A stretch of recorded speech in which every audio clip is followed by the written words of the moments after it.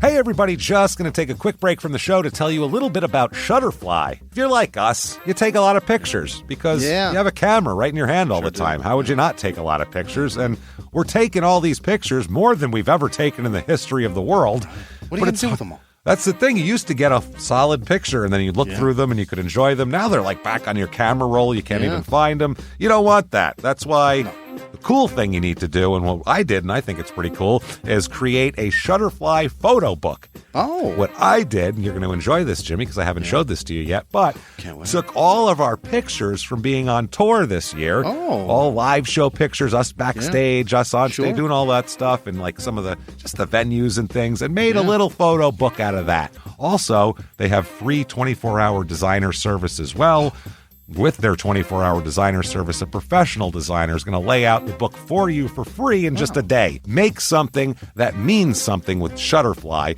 Enjoy 40% off orders over $29 with promo code SMALLTOWN. See site for promotional details. And now back to the show.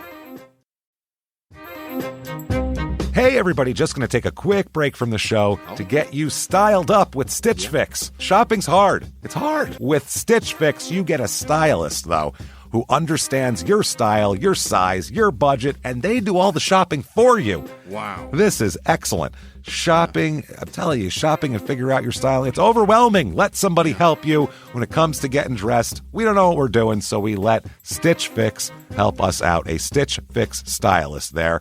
They know what works on us. We get the prices that make us look really good, and it feels good. You get some confidence boost walking around knowing that you're looking decent here. Oh, yeah. Yeah, we just give the stylist our sizes, style, budget preferences. We order boxes when we want, how we want, no subscription or any of that required. And they send called Just For Me pieces as well. Like, maybe you'd like this, and it's awesome. Outfit recommendations, styling tips. You keep what you love, you send back the rest. It's super easy. Yep. You can do it, and we are doing it because it's excellent. Personal styling for everyone. Get started today at stitchfix.com/STM. That's stitchfix.com/STM. Now back to the show. Did you know that parents rank financial literacy as the #1 most difficult life skill to teach? Meet Greenlight, the debit card and money app for families. With Greenlight, you can send money to kids quickly, set up chores, automate allowance, and keep an eye on your kids' spending with real-time notifications. Kids learn to earn, save, and spend wisely. And parents can rest easy knowing their kids are learning about money with guardrails in place. Try Greenlight risk-free today at greenlight.com/Wondery. Hey everybody, before we get started with the show, we have a big announcement for you guys. The Shut Up and Give Me Murder Tour is coming to you. Small Town Murder live shows. These are live podcasts just like you like to listen to, like we do from the studio, but live with you there. Right in front of you. Going to be so much fun here. April 5th, Los Angeles, California. April 7th, San Diego, California. April 14th, San Francisco, California. April 15th, Sacramento, California. April 20th, 420 in Portland, Oregon. Oh boy. That's going to be insane. April 22nd, Seattle, Washington. April 26th, Philadelphia, Pennsylvania. April 27th, Chicago, Illinois.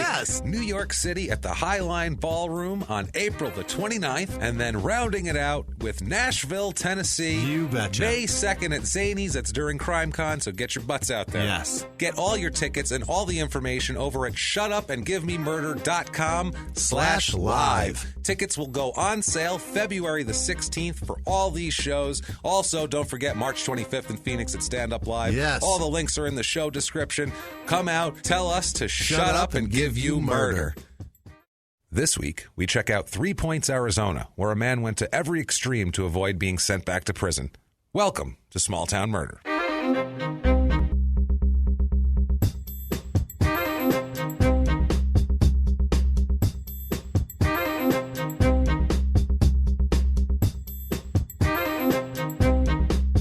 Hello, everybody. Welcome back to Small Town Murder. Yay! Ah, yay indeed. Yay indeed. If I could see, it'd be even better. My name is James Pietragallo. I am here with my co-host, who I cannot see. Jimmie Whisman. Yes, we are in another studio that is set up like an asshole. and I can't see Jimmy and do this at the same time. So this is great. This is going to be an adventure, and we're going to get through it together. Okay? Thank you, folks, so much for joining us. Yes. We're so excited today to bring you an insane story. Due to our live show this weekend in Phoenix, Arizona at Stand Up Live, I figure in honor of that, we'll do an Arizona episode. I love it. And do that. So we're going to be there. If you are coming to the Phoenix show, you better be coming to the Phoenix show because we're going to have a blast at that Phoenix show. Grandma will be there. Oh, fantastic. I found out. She's like 90, so if she has any health issues between now and Sunday, then whatever. But she should be fine. She's excited to go. So we're going to all see Grandma, and you can hear exactly how dead on my impression of her is. It is amazing. Barring an emergency room trip. Barring any hospital trip, she'll be there. Also, get all your tickets on the live tour coming up. Yes. All sorts of cities. I'm sure you heard at the top of the show. shutupandgivememurder.com/live is where you get all those tickets for that sort of thing. Fantastic. Thank you, folks, for your iTunes reviews. Holy shit. They were fantastic this week. Once again, you guys come through for us as usual. Thank you so much for that, because it really is the coal that keeps the train moving forward. It's chugging. It's iTunes and its funky little algorithm that we must feed. We have to shovel in iTunes reviews into it. So please, if you have not done that, get on iTunes, give us 5 stars. Doesn't matter what you say. It's not for our ego. We promise. It's just for business. We need to move up the charts, and that helps immensely. If you want to be an even bigger superstar, you can. Like the long list of fantastic people that Jimmy's going to tell you about later on, our producers, you can do that very easily by going over to patreon.com/crimeinsports, and you can make a donation there, or you can go over to PayPal and you can make a one-time donation using our email address, crimeinsports@gmail.com. And if you want to follow the show, @MurderSmall on Twitter, obviously there, facebook.com/smalltownpod. Besides that, Crime and Sports, you should be listening to. Yes. You've heard us mention it. You don't have to like sports. You have to like us making fun of people, which is what we do here. And if you like this, I promise you will like Crime and Sports. You should dig that. So you should dig that. While you're at it, why don't you check out P.S. I Hate This Movie, where me and my wife make fun of bad romantic comedies, and I get very angry very often, and it's a lot of ranting. So if you like the ranting, that's where you can find a lot of it. And now we've come to that point, Jimmy. Yes. We have to do the disclaimer. Sure. We have to do the disclaimer. This is a comedy podcast. It is. We are comedians. Yeah. So we make jokes. We do. We don't make jokes at the expense of the victims or the victims' families. That's one thing we don't do. Right. We may go out of our way to do that. We're assholes, but we're not scumbags. That's the truth. That's the way this whole thing works. Right. That's the whole story with this show. And we do this disclaimer not to tell you that there's horrific things involved, because you're listening to a show called Small Town Murder. Right. So I assume you think there's murder coming up. So that part I don't really have to warn you about. At minimum. Right. But we're warning you about jokes, which is why it's ridiculous that we're doing a disclaimer. So dumb. Because we're warning you that be careful. We're going to you might laugh. Right. So watch out. Don't get offended by that. Don't get offended by that. Brace yourself for fun, goddammit. No. Oh, no, everybody. So if that sounds good to you, awesome. Thank you. Good to have you on board. We're going to have an awesome time. If you think true crime and comedy never, ever belong together, this show is not for you. No, it's not. Have a good one. Bye. See you later. And no hard feelings. And whoever's left out there, hopefully lots of you, I think I know what you're saying right now. You're saying, shut up and give me murder. So let's do it. All right. Let's give these people murder. Let's go on a trip, Jimmy. Yes. Let's do it. We're going away from the East Coast now. Right. We were in Maryland last week. Yeah. It was nice. And, it was nice, a little sticky, but the crab was good. It was. The crab cakes are phenomenal down there. We're going to head way out west this time. Here. Right. We're going to get on a plane, get all your shit, get your chargers. Yeah. And you forget those every time. Well, we're going to Arizona. Great. We're all the way out to Arizona. Like I said, in honor of being in Phoenix this week in our hometown, we're going to Arizona. Last time we did Arizona, we were up in St. John's, which is way up north. Yeah. It's super weird up north mountain country up there. This time we're going down south to super weird desert country. Right. So we're going to show you the many faces of Arizona here. They're all shitty, just to let you know. They all many suck. faces of Arizona that look the goddamn same. And we live in Arizona and have lived here for multiple decades, and we can say anything we want about it. And it's a shithole, beige taint of a horrible place. Let's do this here. Right. We're going to 3 Points, Arizona. Great. Also known as Robles Junction. Okay. And there's some debate there of the Also they fight over what it's called. When your town has a fucking alias. That's what I mean. An AKA. You're like, no, we're not doing this. What are you, Machine Gun? This is so Machine stupid. Gun Kelly. You're running from the law. Well, I just you know when a town can't even decide on a name, you know there's problems. You know that this town is. I mean, think about that. They have to decide on like municipal things, and they can't even pick a name game. No. Never mind, what day the garbage is being picked up on. Well, we do Thursdays and Sundays. And we also do 2. We couldn't decide, so we just pick it up like 3 days a week. Pick it up every day. Sorry. And if, you know what? Fuck it. Burn it. Everybody burn it. Everyone burn your garbage. It's in south central Arizona, a little off to the east. 40 minutes to Tucson, but it's also considered part of Tucson in a weird way also. East of Tucson? It's south and east of Tucson. Okay. It's 40 minutes, but it's sort of considered kind of part of that area too, because it's so strange down there. And we've driven through southern Arizona. That's where Tombstone is. It's weird country down there. It is very strange. It's 45 miles to the Mexican border. Oh, Jesus. From here, so we're right on the border pretty much. So 40 minutes to Tucson, about the same to the border. So this is not Pick good your country poison. here. Pick your poison. That's exactly right. Pima County. It's in Pima County. Zip code. It's got 2 of them. 85735, 85736. Oh, they couldn't decide on that either. Who the hell knows? It comes right in the middle. The line comes right in the middle of the town. Got it. Area code 520, like all of southern Arizona, because there's not enough people to warrant more. Because most people are smart and don't live there. South of Phoenix, they're all 520. That's it, man. 46.42 square miles altogether. Wow. Land to spare, nobody wants it. It's the beige taint of Satan. Nobody wants this shit. Nobody wants it. 42 fucking miles? 46. 46.2. Take it all. We don't care. It's all desert. Yeah. Who cares? That's the thing. It's all sand. There's some mountains and vistas and shit, but it's goddamn desert. People, it's beautiful. No, it's not. This is another place. We've done a couple. If it was so goddamn beautiful, somebody would have claimed it. It's beautiful on a picture. Right. It's one of those where you're like, oh, you see a sunset and it's pink over the mountain. You're like, that's beautiful. Then when you're there, you're like, this is fucking horrible. There's dust in my mouth. I hate this place. Get me out of here. There's dust in my ass. Ugh, it's the worst. Motto of this town, quote, you'll wish you were in Mexico. No, that's not really the but you will wish you were in Mexico. It's basically Mexico. Actual motto they have here is 3 points / Robles Junction. They have that on there. That really rolls off the tongue. 3 points / Robles Junction. 2 names, 1 community coming together. Jesus. You can't even decide on a fucking name, and they've decided to embrace that shit. They're like, all right, rather than act like we're all fighting and everybody think we're like, bickering over here, let's just pretend we're embracing this shit and say it's 2 names, 1 community.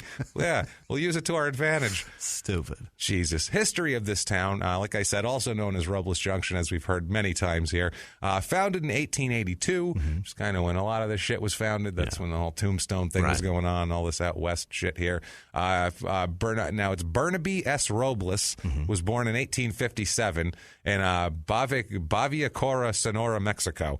Okay, now, the age of 7, he crossed into southern Arizona on donkeys with his mother. Yeah. So him and his mom on donkeys. This is like this is an old postcard of there's sombreros involved. This is the most stereotypical thing I've ever heard in my life. Basically, Central American Jesus. If the only thing that would be more minus the wise men. Yeah. Well, the only thing that would be more stereotypical is if they had like pinatas for sale dangling off the side of it or some shit, or like knockoff Arizona Cardinal T-shirts or and Corona Carson bottles. Palmer jerseys. Yeah. Corona bottles dragging from those. Ding, ding, ding, ding. That would be the only thing more stereotypical. That spelled out freedom or bust. So yeah.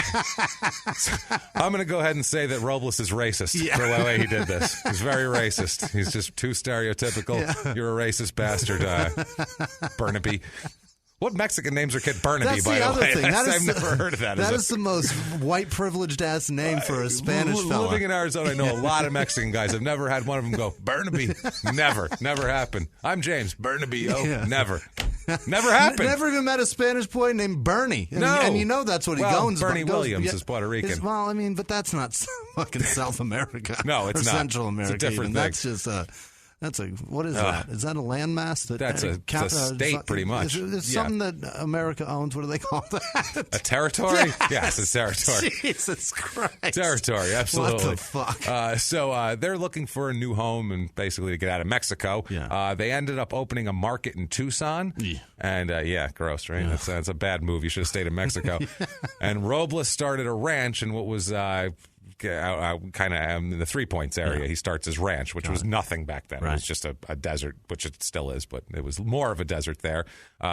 So He spends some time also in Florence, which is known for having a prison now. Right, that's all that is. It's a desert and a prison. It's a desert, it has a prison, and then it has the fucking country thunder shit there. That's we got desert and felons, and then the rednecks are going to come in and play some music for a couple days. So, they're going to fuck in a field, and then we're going to leave it to the felons. 4 days and the of mud fucking, and then the rest of the time it's these prisoners. Disgusting. So he spends some time there, and then he goes to Tucson and accepts a mail route to Gun Sight, Arizona. So now he's doing mail routes, and this isn't, like a Jeep. They're in a, he's probably on a donkey again. Yeah, it's another donkey with sacks on it. This is like the Costner movie, The Postman, except more dangerous. So, God, I love that movie. It's so terrible. It's so terrible. I love it so much. It's like Con Air. I love Con Air. I'll watch that one every damn time it's on. Yeah, but Con Air knows that it sucks, I feel like. The Postman's trying to act like it's for real. That's his Godfather.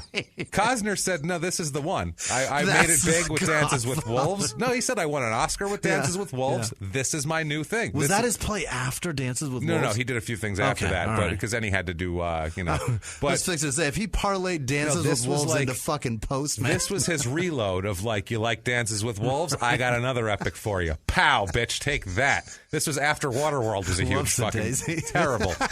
This was right after Waterworld was a huge failure too. I'll watch Waterworld. Yeah. Oh, it's great. It's fun. I will watch any Kevin Costner movie because he's so just over the top, happy with himself at all times. Even in acting roles, even when he's playing a character who's miserable, he's so smug and happy with himself that I have to watch these fucking movies. That's why I have to believe the rumor about Cal Ripken's wife. You just have to believe it because he's such a fucking narcissist. You know it, man. You know it. So anyway, at this point here, it's Gun Sight, Arizona. He's going to for the mail route. He located now to Robles Pass, which is what it's called now, which is near a Cat Mountain, and he was searching for a shorter route to Gun Sight. He had a brother, Jesus, who homesteaded 160 acres in the 3 Points area. His little brother? No, I believe this is actually his older brother, but that's fine. That's fine. Forget it. I would have been better for the joke, but I wanted that to be his younger brother, and his mom named him Jesus. No. After she already had a fucking Burnaby. I get Burnaby? Name him fucking Jesus, and you get Jesus. Okay. Thanks, That's Mom. fine. I know where I stand. No, it's good. No, it's fine. Don't worry about it. I'll be outside tending to the fucking donkeys. I'll be doing that, yeah. I'll be selling pinatas out there. Don't worry about it. So the brothers dig a well to set up a watering stop and a stage station. Right. Stage. Stage station. Yeah, got to it. stop and feed your horses and water your people. I saw him out there with sage burning it, trying to sell fucking burning sage to people. That's surprise me at this point. That is very Tucson. So yeah, this was basically selfish. This was the most convenient spot for his mail route to stop and do that sort of thing. So anyway, he eventually gives up his mail route and just moved to the watering station here. Now it's Robles Ranch. It turns into. He and his family, they run the ranch for a long time, and eventually the family moves back to Tucson, but he stays there, and he ends up dying in 1945. The old ranch house is now the 3 Points Robles Junction Community Center. Oh. So that's something there. You can play basketball in there? Apparently you can. He was actually really a dick, though. That's the thing that's pretty funny. He worked hard, they all said. Everybody said he worked hard, but he would acquire large tracts of land to get himself rich. But everybody from back then, all the accounts say he was a complete asshole.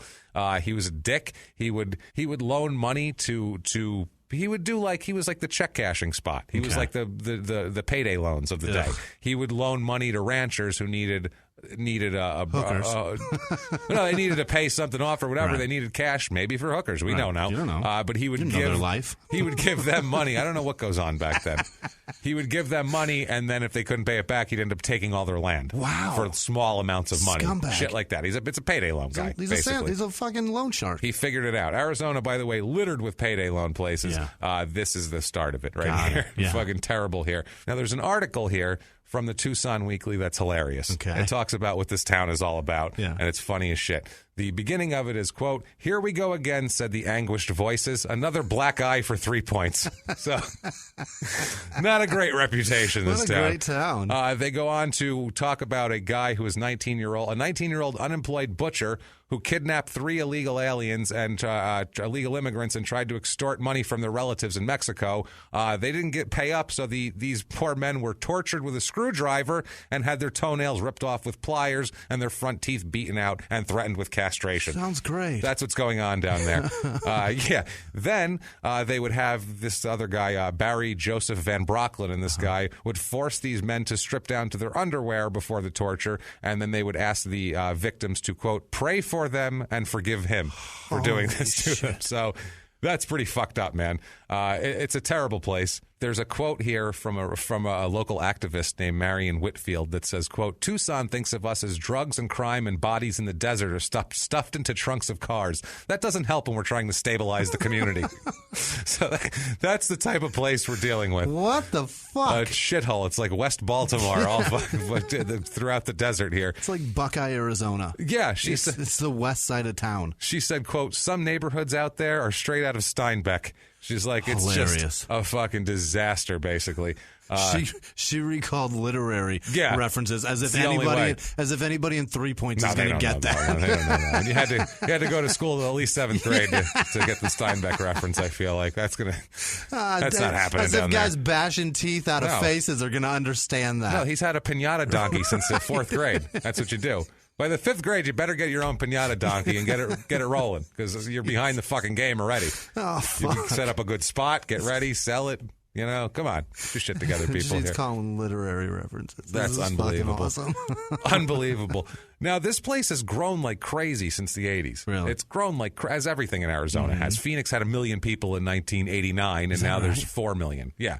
So there was a little less than 1 million. Yeah, it's grown quadrupled in the last 25 years. I didn't even realize that. Yeah, it's like right when my family moved out here. That makes sense why I can't fucking get anywhere. Yeah, exactly. Why it was so hard to get here today. Is fucked. Oh, yeah, it's still the same as it was before. Infrastructure is garbage. They just said it's fine. They've added one freeway, and it loops around the town. Good. It does nothing. No, that's good. Right. If you want to go all the way in the far upper part, or the far eastern part, or the far western part, knock yourself out. Anything to do with the middle of town, get the fuck out. Eat dicks. Get on that nothing loop. For you. Get on that loop and drive. Surface streets, assholes. So this place is blown up. They call it. They say there's a lot of broken, open land, and they nice mountains and shit. Like I said, a postcard, you look at it and go, "That looks like a beautiful place." Right. Then you go there and go, "Oh, there's bodies in trunks and pinata salesmen everywhere. This is terrible." So reminds me of a Steinbeck novel. Yeah, it's a little Steinbecky. I don't know about that here. Get the word novel out of my face. They talk about in this article that it's a good country for hiding out from ex-wives and husbands, from the law, and from civilization in general. Oh, really? This isn't from the 1800s. This is now they're talking about. Now it's today. It's a good place to hide from a wife, an ex-wife that wants fucking alimony, or the law, or civil. And we'll get to in our story. That's the reason why they're here. Really? That's why, this is great. That's why we're making a point of this now. What a quote! It's great. Somebody, a doctor at the 3 Points Clinic, said, "Quote: People move here for the same reason people historically moved out west. They don't want people telling them what to do. They like their independence and don't trust the government. That's who's there." This is who we're talking about. Welcome to 3 Points. Here's your tinfoil hat. We all pictured the guy. Right. We all pictured him. The same fucking guy. That's the whole town. That guy walking around. That dude. And that's what they tell you. Right. That's what they say. But yeah. Who's they, though? Who's they? Every time they say they. The moon landing was bullshit, and we all know it. God damn it. Why ain't we going back all the time if we could just go up to the moon and wander around on it? We all know who he is. Fucking guy. I've heard people say that, by the way, that exact phrase. There's a guy at my work that does it. It's fucking ridiculous. It's amazing. Yeah. It's fucking that line saying the earth is round. And every time we all know it's flat. But who's they? Every time they? They say they. And he goes, I just said it. They say it. I'm like, what are you talking about right now? That's a dude that likes spinning his wheels in his trailer at night.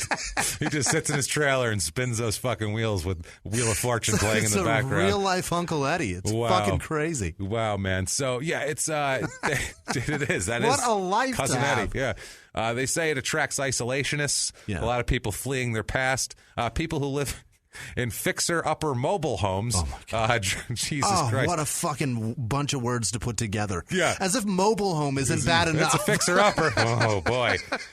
They say you can buy cheap land. Yeah. They talk about how there's signs everywhere. Hay for sale. Call for well pump repair. Danger. Bees. No trespassing. Which is an odd sign. Double wide. $1,000 down. And guinea hens cheap. Now how do they know that these hens belong to Italian people? I don't know. But and I can say that. Fuck you people. Pietragallo, eat dicks. And they're cheap. And they're cheap.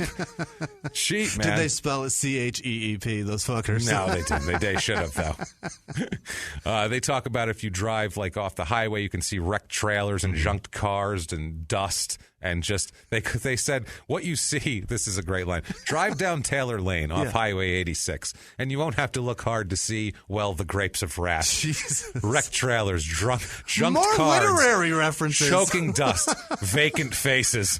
Vacant faces. I see that the land in the town is shit, but vacant faces? These people are just deadened by the land. Are you deadened by the land? Has it killed your spirit to that point where you're just deadened? All that was missing was milky eyes and facial scars. Yeah, what the fuck? Oh, my God. That's so true. That's so terrible. That's so true. This place sounds like Mad Max, for fuck's sake. It's fucking horrible. It sounds horrible Does here. Tom Hardy live here? They talk about the Taylor neighborhood. Yeah. Believed to consist of around 500 homes, got national notoriety when the Wall Street Journal called it one of the worst wildcat subdivisions in Arizona. Quote, a sprawling tract of land divided by a succession of owners that leaves them exempt from the basic county building requirements. No paved roads, no sewers, sidewalks, and frequently no addresses. No addresses. Quote, a businesswoman said, quote, if you don't want to be found, who needs an address? Where the fuck are we talking about? This is 2016 this happened. This is in America. This is Where are the fluff pieces for this town? It's 45 miles from the Mexican border, Barely. so let's not go crazy. But still, it's still technically the United States. I don't know what the fuck happened here. They're still paying taxes. Some of them, I'm sure. Maybe a couple of them. But they ain't paving roads with it. No. People in this town. Population 5,313 vacant souls live here. Vacant faces. This is up 144% since 1990. Wow. So more than double since 1990. Median age is 46.2, which is almost 10 years older than the average. You're going to get the older people moving out to the desert to settle down. And I feel like maybe a lot of these people, too, as Phoenix and Tucson become less affordable, they're like, well, we'll just get a trailer in the middle of the desert then. It's better than Indiana. We don't need an address. No, who needs an address? They're looking for us. Male-female populations are pretty normal, but the males actually more males here, which is not normal. But married population's a little less than normal. Divorced population, way more than normal, which makes sense here. Vacant, divorced faces, I get it. I've been there. I've been there, man. I understand where you're coming from. A lot of single people, not a lot of single people with children. It's weird. More single people with no children. So I guess if you're trying to party, this might be a good place if you're looking for an outlaw. Jesus. It's weird, though. Almost double the amount of people 60 to 75 years old is the average. Wow. So that's people are moving out there. Yeah. Early retirement. They're like, we'll take early retirement. We can afford it because we're going to buy a tract of land that nobody wants and put a fixer-upper mobile home on it. So it's fine. If we need to buy a piñata, there's a guy right there. Right. No worries. Race of this town, 64% white, which is just at 63% is the average. 0.28% black. There's still no black people there, obviously. 0.0% Asian. Right. They said, nope, fuck that shit. We're going to civilization. We don't trust them still. Nope. No, 1%. They said that once you're done with the railroads, you can keep on going. That's right. You lay that line and you get the fuck on up to Tucson because we ain't having that shit. You keep your chingy-chongy stuff to yourselves. We don't need it down here in Robles Junction. You mean 3 points? Fuck you, Robles Junction. Fuck, gunshots. Yosemite Sam's jumping around. Sweet fuck. That's an actual scene from this town. That story brought to you by Small Town Murder. Jesus Christ. Hispanic is the big other minority population here. 34% Hispanic, which you would expect because you're practically in Mexico. So you're going to get a lot of Hispanic people there. Religion in this town, it's normally 50-50. That's the average. 40% religion in this town. Wow. I guess when you live in that terrible of a place, your faith in God just I'm surprised there's any at all. This is godless country down here. Although the Mexican people are very Catholic. That's and true. 21.36% are Catholic. Those are your Mexicans right there. Yeah. As we know, Catholics are the Baptists of the Western Mexicans. Right. I don't know. That doesn't roll off the tongue like Baptists of the North. No. But it's fine. Yeah. We'll have that here. We have 3% LDS, as we're going to get a lot of Mormons out in the West, as usual here. 0.59% Jewish. Holy what the fuck? Shit. Run! 0.5 out of 5,000. That's a lot of Jews. That's way more than I would have expected in this place. And honestly, I expected better of you. Yeah, I really did, Jewish people. I expected more of you. Honestly, I'm going to be realistic here. There's always some crazy there somewhere. There is. What I mean? Yeah, and that sounds like a good percentage of crazy. That's on the money. Yeah. 0.03% Muslim in this town here. 52% Democrats, 45% Republicans, which is actually a surprise to me. Well, Southern Arizona. That's true. That's true. Household income in this place is about $35,600 a year, which is much lower than the $54,000 regular, which explains all the trailer situations. About 65% of the people make under $50,000 a year. Wow. So it's a lot of not a real affluent area here. More construction jobs than normal because there's so many people moving there. Sure. That would make sense here. Like real estate jobs are more and that sort of thing. Less white-collar jobs and finance jobs. Weird. Which, shocking, isn't it? Shocking. Accommodation and food services is like a third of what it is normally. Like really? People are just not stopping there. Just we don't have any interest in here. Cost of living, we say 100 is par and average. Overall here, cost of living is a 93. Healthcare is a little bit high, but most of the things are around 100 except for housing, which is a 77 because it's God-forsaken, horrible country. Why would you want to be there? Right. The median home cost here is $142,600, which is below the $185,000 normal, obviously. Most of the houses here, a lot of them are between $40,000 and $150,000. You can buy a house here for $50,000. It's that sort of thing here. It's not really a house. Let's find out what it is if we've convinced you for somehow that the only place you could possibly be is 3 Points, Arizona. We have for you the 3 Points, Arizona Real Estate Report.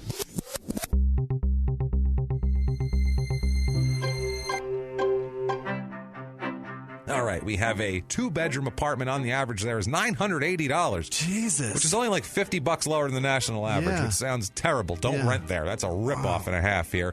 2-bedroom, 2-bath. 1,000 square foot trailer that I found.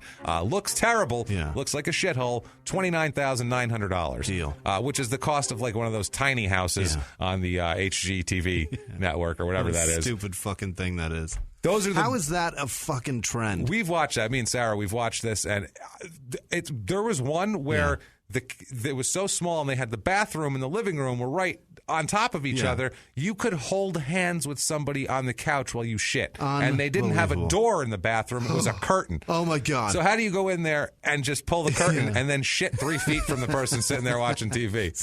A nightmare. Do that around the people you love? Live outside, you fucking people. We also have a 4-bedroom, 2-bath, 1,400 square foot house for $135,000. And then if you want to spread out a little bit and waste money living in a shithole, 4-bedroom, 4-bath, 3,500 square foot house for $289,000. My Christ. Which you should be able to buy most of the town for that. Yeah. Things to do here. Oh, my. Not a lot of things to do. They have the 3 Points Community Festival. They say it's a great program for your family, which is a weird way to put it. It is. October 7th, 4 to 8 p.m. at the Robles Elementary School. They didn't say program, though. They said program. Program. Yeah, that's right. 4 food trucks from town and kettle corn. Dunk tank, rock wall, live music, DJ, laser tag, carnival games, face painting, jousting ring, dancing, and more. Prizes, they have a raffle, and the fire department will be handing out car seats and fire extinguishers, so everybody get down there. It's going to be a party. On hand in case somebody gets impaled. What the fuck, jousting? Jousting, yeah. They're going to need. Who needs that? Keep the paramedics close by. Crime rate in this town, we're interested in here. Property crime is actually exactly average, which is lower than I expected it to be. And violent crime, though, is about 20% higher, which is lower than I expected it to be still. In this town? It's a terrible, terrible town with some terrible people in it. Right. I'm sure there's some nice people in it, but not all of them. One of the people who ends up here that we'll talk about is a Shad Daniel Armstrong. Okay. That's a terrible name, by the way. Shad. Somebody named, that's his given name. That's not a nickname. His name is Shad. He was named after fishing bait. Yeah, it's S-H-A-D. They named him on his birth certificate. That could have been middle name, Daniel Shad Armstrong. A little better. I think they were trying to name him Shad or Chad, and we're too fucked up. We're like, well, Chad's a terrible name. I know it is, but we're naming him that anyway. And then it came out Shad. He was conceived in a shed, and they just didn't know how to spell shed. Shit, Shad. So I banged her in the shad. I banged her right in the shad. It was good. It was good, I tell you.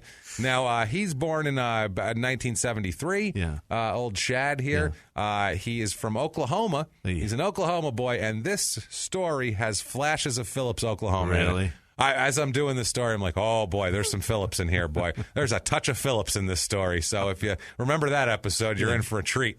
Because this story is like it's like a Coen Brothers movie. Really? That's the best way to describe it. You know, like in a lot of times in a Coen Brothers movie, you'll have this evil plot, but carried out by morons who can't, like, you know what I mean? They just can't get it right, and it's like this comedy of errors of like, oh, we tried to cut his head off. And like, that's what I feel like this is a Coen Brothers movie as I'm reading the story and as I put it together. I'm like, this is ridiculous. Okay. This is absolutely ridiculous. These people are fucking stupid. Just inept. They belong in 3 Points, Arizona. Correct. They really do, these people here. Now, when he was 18 years old, he had a shit childhood also, by the way. Yeah. Shit childhood, which you expect here. He grew up in rural Oklahoma also. Yeah. Not that gives you a shit childhood, but that's part of the stew. Yeah. He completes his GED in juvenile detention. You know what I mean? Like that sort of thing. Like, didn't graduate high school.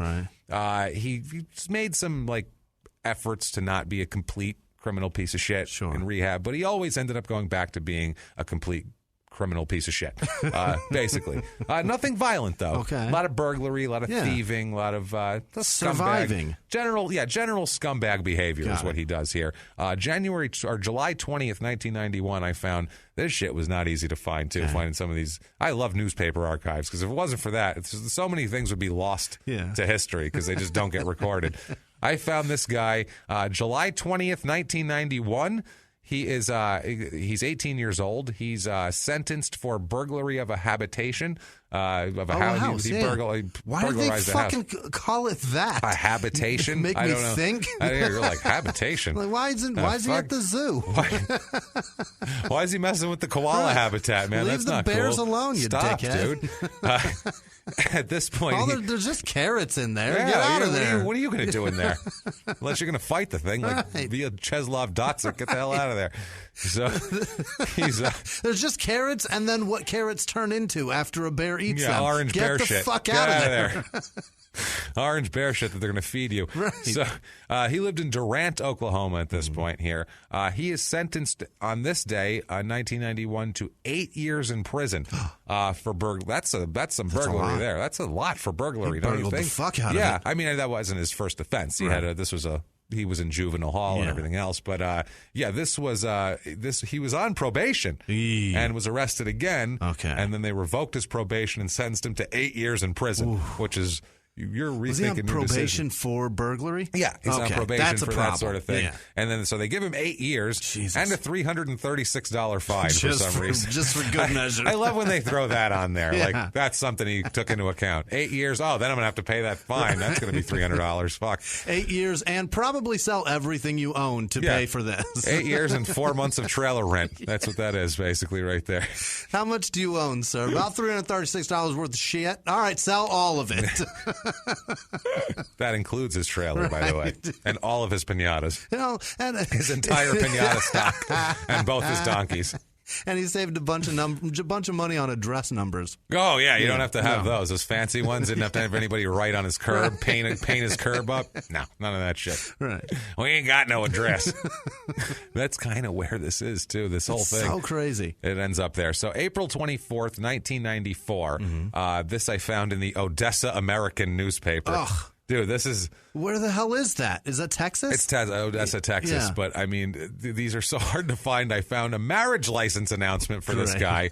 And it's so great because normally you're like, is that the same guy? It's Shad Daniel Armstrong. There's no other Shad Daniel Armstrong. So that's never existed ever before. So when you find anything on him, it's him, which is great, which I love here. In 1994... This is 3 years later. So he got 3 out? years. So he must be out of prison. It's less than 3 years later on an 8-year term. Good behavior. Good behavior, I guess. He's a young guy, too. I'm sure that helped, that sort of thing. But he's out enough to get a marriage license with a woman named Tammy K. Kerr. You bet. Which sounds like very white trash. Yeah. That sounds like Tammy K. Kerr right here. I'll tell you what. That's a female with a mullet. You That's, seen one of those? Yeah. Oh, yeah. That's a mulleted that's female. That's no good. And not like a trucker mullet No. female, too. This is like a girl who thinks she's hot shit, but she's got a mullet. Yeah. She's like, that's right, I haven't done like that. She's got a great body, but she's got that fucking hair. She's got a great body and a mullet. Right. So... You ever seen a hot chick with a mullet? Yes, it's happened. It's disturbing. God damn it! Like, and it's fucking disturbing. It's fucking disturbing. frightening. Yeah, if you watch any Jerry Springer in the '90s, it was mostly. You're like, why are you doing that to yourself? Yeah, you're so beautiful. You're hot. Right. No, just shave your fucking head. Yeah, exactly, or something. Jesus Christ! Just Sinead O'Connor the shit out of that. It'd be better than a mullet. Yes, that's absolutely a mullet on a woman too. Oh. That makes a statement more than a mullet on a man. You know, because a mullet on a man, right? Just you never know like how else he's dressed, but he might be being ironic. Right. He might be trying to kid around like people with those stupid dipshit facial hair with novelty facial hair, things like that. He might be fucking around. Right. A woman, that is not irony. No, she thinks that looks good. A dude fucking around can just shave it and Done. he's fine. Yeah, right. there you go. But a girl fucking around, yeah. you can't just shave it. You can, but you generally but won't. She cultivated that mullet. You know what I mean? She gave a shit about it. She puts product in there. Yes. You know what I mean? She invested in that There's product thing. in that mullet. She conditions it well. She did that for the future. I got my mullet conditioner. I need to go down to the Dollar General and get my mullet conditioner. You gonna drive me or what? Tammy K, what are you doing? You driving me or what? I gotta take the donkey. I'll take the donkey if I have to. Just let me know because I want to go. I need to get that right now. My mullet conditioner. Tammy K. Oh, boy. Tammy K. Kerr. Yeah. That's something there. Now, this doesn't last very long, apparently, because by 1996, he is with well, boy, it gets better as far as the names of these women go. Russette and Medina he hooks up with, but you know what she goes by? Rusty. Oh, boy. Rusty. Old Rusty Medina. This is my girlfriend, Rusty Medina. Jesus. First of all, a Rusty Medina sounds like a terrible sexual move that you do when a girl's on her period. That sounds fucking terrible. That's all right. If she's just give her to Rusty Medina. She won't mind it. Everybody's going to be happy. Now, get on in there. Be a man. Give her to Rusty Medina. You don't give a shit. What, you some kind of pussy you care about? Get on in there. Holy Christ. Give her the Rusty Medina, everybody. Is a Rusty Medina when you get a drunk or a girl on her pregnant drunk and then you rape her? Is that it? A girl on her pregnant? Whoa, back that up. You said a girl on her drunk, a girl on her... So did you just say to rape a drunk pregnant girl? Is that what that was? You get a pregnant girl drunk. No. I mean a girl on her period. That's the opposite of pregnant, you mean? Yeah, you get one. Yeah. The guarantee that she's not. She's probably not pregnant there. I think that's what it is. That's horrific, man. That's a terrible thing. That's disgusting. Terrible thing, but Shad is into it, we'll say. Yeah. So he's with, this is about 96, 97. 96, summer of 96, he hooks up with Rusty. Okay. My girlfriend, Rusty. Wow. I read that. This? When I first found this story, I'm like, oh, is this is he gay? All right, this is an interesting story. I'm like, wait, Rusty's a woman? Yeah. Because Rusty at some point is a kid. Yeah. And you're like, I'm like, Rusty has when Rusty gave birth, I'm like, whoa, hold on a second. I had to go back. Up, yeah. And I'm like, no, I guess Rusty's a woman apparently. And then I said, yeah, Russette Ann. Okay. Unbelievable. Who names her daughter Russette? When he told his dad, I want to introduce you to my wife Rusty, he was like, what, boy? What now? Who names Come their again? kid Russette? You know the father's name was Russell. Yes. And they were like, she's Russette. For sure. Russette. He from had Oklahoma. Junior locked and loaded, and then he found out it was a girl. He was like, well, Russette. Russette it is. I'm going to make up a new name. And then the mom was like, that's the name of a potato, dickhead. I don't care. Curse her devil vagina. Right. I wanted a penis. Right. I'm naming him Russette. I don't give a shit. And she's going to play football, right. As a matter of fact. She's the kicker for sure. She's going to play for the University of Oklahoma. All right, no more accents. We'll do this. No, there'll be accents. Sorry. It's going to happen. It's coming. Especially later on when it gets really fucking crazy. Like I said, late summer of 96, he's with old Rusty here. They live in Oklahoma. Yeah. During that month, they plan a little burglary here. What? Yeah, it's because, that's what he does. He burgles. This is his thing, Shad. It is him, Armstrong, Shad, his sister, Farrah Armstrong. Oh, she's going to be in the story a lot, too. Their friend, Tommy Taylor. They all burglarize the home of a guy named Rob Fisher. Yeah. This is in Caddo, Texas. so right across, I think, near the Oklahoma border. Sure. But they all burglarize this guy's home. Now, later on, over the next few months, for the rest of the year, rest of 1997, they're all worried they're going to get caught because Taylor ends up implicating Shad Tommy. and his sister in the you can't trust Tommy Taylor. No. Tommy Taylor is going to implicate them, and they've found out that they've implicated Shad and his sister Farrah. Yeah. So there's some problems, obviously. I bet every small town in America has at least 2 Tommy Taylors. Oh God, every fucking one of them. And they all coach the high school basketball team. Coach Tommy Taylor, how you doing there? Nice to see you. We're gonna make state. We're gonna teach these boys a couple of things. Now we're going to teach them the fundamentals of the game. Obviously, goddamn respect. More importantly, we're going to teach them how to be a man, a real man in the real world. Right. Second, now this third actually, but it's the most important. We're going to teach them the Rusty Medina. Now, this is information they're going to need to know. Okay, now they get out there on the floor. Yeah. That information is going to help them. You wouldn't think it was, but it's like wax on, wax off. You know what I mean? Now you don't think about it, but later on you're like, oh, I see now I can block his kicks. So now that's how it works now. Rusty Medina for you. So January of 1997, a few months later, after he's learned that he's been implicated by Coach Tommy Taylor, he ends up leaving Oklahoma. To avoid arrest because he knew he was about to be arrested. Right. So he takes off, as you do. Right. That's what you do. You flee, obviously. They're on to me. I love it, too, because that's the ultimate, like, white trash thing. Like, not do I try to confront this and fight it? Do I do this? I'm leaving. Just packing up the donkey and going on. It's the most obvious move when you've done something wrong. Yeah, and they move to Arizona, which is where you go when you're trying to avoid the law. Right. So it's like Alaska and Arizona are the 2 places you go. Makes sense. When you need to avoid the law. He brings along old Rusty Medina with him. Yeah. He's like, come on, Rusty. Medina has a child also. They bring the child, too, obviously. And also Farrah, the sister, because she's in the shit, too, because she was in the burglary also. She's part of it. So they all load up the donkey, all their piñatas, and they head down to Arizona. They end up in Tucson at first, which... Jesus, what would make you go, Tucson's the place? I've been to Tucson. It is not the place. Nothing ever. For anything. No. Don't go to Tucson. Never. Sorry, Tucson, but... I'm sure that you guys are proud of what you've done you down shouldn't there. Be. But you stop really it. shouldn't be. You should have stop nothing it, to be proud of. and you should stop supporting that goddamn college that fucking... I don't care about colleges they're at all. such fucking... I'll save it. Save it for a live show. They're assholes. That's what they are. They fucking all right. By the way, Tucson, come on up to Phoenix this Sunday to stand up live to see Small Town Murder live. This is why we don't do the states we're in when we do live shows because if we mock them and people are from there, it's okay. So we'll do the neighboring state, and everybody hates the neighboring state. Fuck them. New Jersey, fuck those guys. Exactly. Until we're in Newark, and then we're like, fuck New York. Yeah. They're like, yeah. No, they're like, we're all from there, and we only live here because we couldn't afford to live there anymore. You have to do that in Pennsylvania. We're like, yeah, fucking New York. Yeah. In Boston. Yeah, that would have worked well there.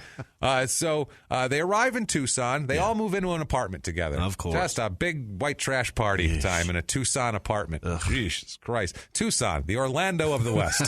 I feel like that's what it is. Tucson, the Jacksonville Tucson of the West. It's a shorter spelling of Tallahassee. Yeah, exactly. You trying to spell Tallahassee there? Looks like. Yeah. Some dipshit tried to spell Tallahassee. That's what happened. That's every time. Now they get to Tucson. Farrah, the sister, Farrah Armstrong, meets a guy named Frank Williams, and they get into a romantic relationship immediately because, I don't know, what else are you going to do? They're all young and, they meet each other. It's Tucson. I don't know. It's what you do down there. Anyway, shortly after they meet, they get together.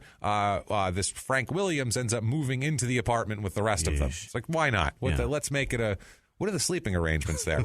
Well, I guess if it's then they have a kid, too. A 3-bedroom apartment? Horrible. Probably not. It's probably a 2-bedroom apartment. Farrah and the boyfriend in one room. Shad, Rusty, and the kid in the other room, which sounds fucking horrendous, in Tucson. And that kid is sleeping on the couch when Shad gets horny. This is horrific. Yeah. This is not a good arrangement, I don't think, here. That poor kid's got to listen to Rusty, moans of Rusty Medina. I can't imagine how horrific those are. Oh, that's not great. No. Yeah, and him giving her the Rusty Medina, which is off. Because I feel like he announces what he's doing next. You know what I mean? And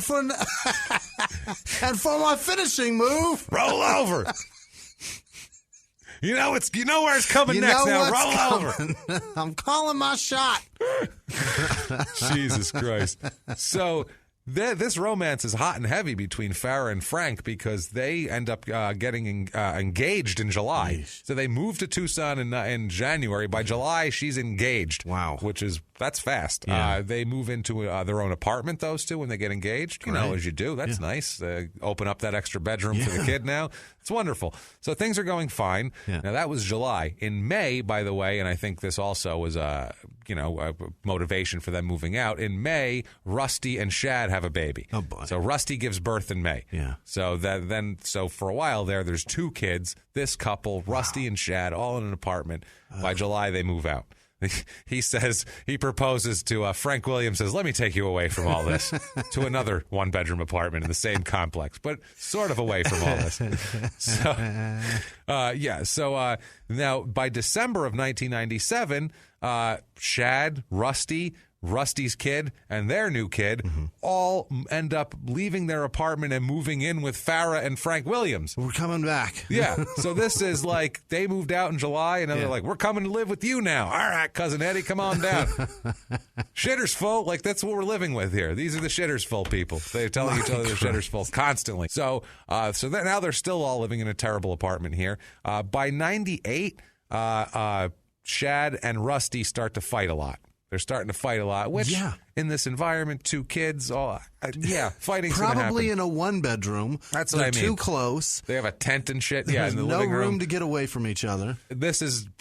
People need, like I've said it before, square footage is the key to happiness. It is. You need to have, to be able to wander. Not that you need to live away, but you need to be able to wander a distance away. Give me some time to miss you. If you're taking a shit 3 feet from the couch, that's bad. It's not going to help. That's not going to help anybody here. So they end up fighting. So Shad moves out to 3 Points, Arizona. Look where we end up. So Shad is on the run from the law in Oklahoma. Not divorcing, separated from Rusty Medina. Probably still married to the first one. I can't imagine he ponied up the fee for the divorce. Sure. Probably still married. Has a couple kids. His sister and some other white trash guy living in an apartment. It's going bad. This is a fucking disaster. So this is a perfect time to move to 3 Points, I feel like. Based on that article, this sounds like the guy, like he read that article and went, that sounds pretty good. He read it like a pamphlet. Like it was a tourism pamphlet. He goes, that looks gorgeous. I don't know who Steinbeck is, but I'm moving there. I'm moving now. I think that Steinbeck might have a point. I'm just saying that now. That looks nice. Steinbeck's onto something. Now, he moves in 3 Points. Grapes of Wrath. I love grapes. I love grapes a lot. They're delicious. Only the purple ones, though. No, the light one, the green ones, I don't like them. They're sour. They make wine and everything. Oh, I never had no wine, but I hear it's good. Now, he moves in. He goes. Grapes, they got highfalutin wine? That sounds like a beautiful place. Grapes of Wrath. So I'm surprised there's no wine named that. Yeah. I'm surprised there's no grapes I'll bet of there Wrath. is. There probably is, yeah. Fuck yeah, there is. Somebody got all word playing. Punning assholes. Stupid asshole. So, like I said, he moves to 3 Points. I think he moves by himself to make a new living, new start. He's going to get an apartment on his own. He's going to, build up his credit. He's going to maybe buy a house, try to find a nice woman, settle down, maybe get a middle management job somewhere. Just have a life. Fix his past. No, he doesn't do that at all. He moves in with his friend David Dugan and his father Tim Dugan into their trailer in the middle of the desert. Yes. There's it's just a trailer sitting out there in the middle of 3 Points with 3 dudes living in it that smells. That thing must reek of balls. Those boys came up to Tucson with their tax return money. Yeah. They came up drinking. Yeah. And they met together at a bar. Exactly. And they were like, "We got a man cave down at 6 points. You should come on down there. 3 Points. 3 Points, 6 points, don't matter. There's a lot of points down there. You pick as many points as you want. That's the kind of freedom that you get. It's the kind of freedom you don't get in other places. You see, you come there, you can name it whatever you want. We ain't even got an address. It's like, you can make it up. Boy, did you just say you're running from the law? There's the place to be.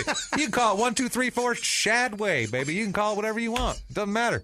Now, I got to tell you, we got a shit bucket. There ain't no running water, sewage out there. Paved roads ain't so good. No central air. It's about 114 degrees out in the summer, so it's going to smell like balls. We got a mobile home. But it's fun. Wait, did I say mobile home? I meant fixer-upper motor home. It's a fixer-upper. It's all right, though, because what we're going to do is every Friday night we go into town, we find a bar, we bring a nice girl home, give her a Rusty Medina, if you know what I'm talking about right there. We hit her good.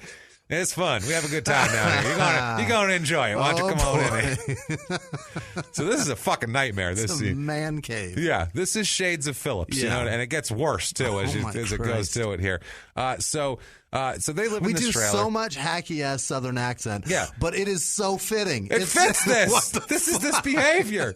That's not even a Southern accent. That's just a shit-kicking accent. It's a different thing. If we go Southern, we could go classy, like Val Kilmer and Tombstone. You can go that way. There's a lot of different ways to do gentlemen. You could go plenty. Louisianan where you don't move your lips. Yes. There's so much Southern. So many Southern, and we're not insulting those people. Now, we'll insult them when we do their episodes. But now, this is Western shit kicker we're doing here. Redneck, hillbilly, not even, they might be from, Maine, but they have that accent. That's the thing. This isn't about where you're from. This is about how you live. And these people live like this. Sorry, they do. Fingering a girl, and it may be their cousin. They don't know because they didn't ask. Fingering a girl who may or may not be related to them. And we only say because they didn't take the time to ask. And the thing is, dipped it in there. They ain't real concerned about it neither. I already dipped the wick, so it's wet, all right? The wick is dipped. I don't know what you want me to do at this point. Now, one thing my daddy told me, and Coach Tommy Taylor told me also, you cannot undip a wick. So I know that much. Once it's dipped, it's wet. And when it's wet, it's ready to go. You just use it. You just use it. And you light that fire. And you ride with it. This is a mess. This is a mess already. We haven't even... We've gotten to no violence. It's already a disaster. It's a mess. So, I mean, this is the part, this is like the together part of the story. So that's what this tells you. This is the good times. Yeah. Like, if this was Goodfellas, it would Ray Liotta be saying, those were the good times. Like, this is the good time here. This is terrible.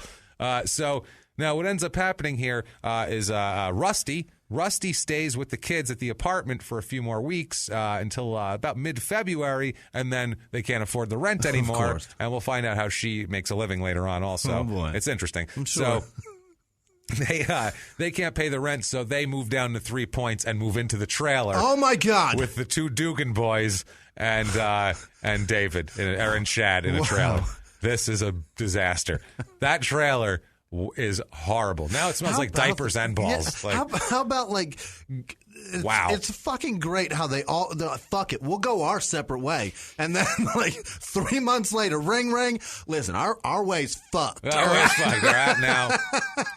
I see you're doing okay. Let me come fuck that up. Can I use your shit bucket is what I'm asking for a while. Is that all right? All I'm trying to say is our shit bucket has overfilled. That's how they call something good happening to them. My shit bucket is overflowing.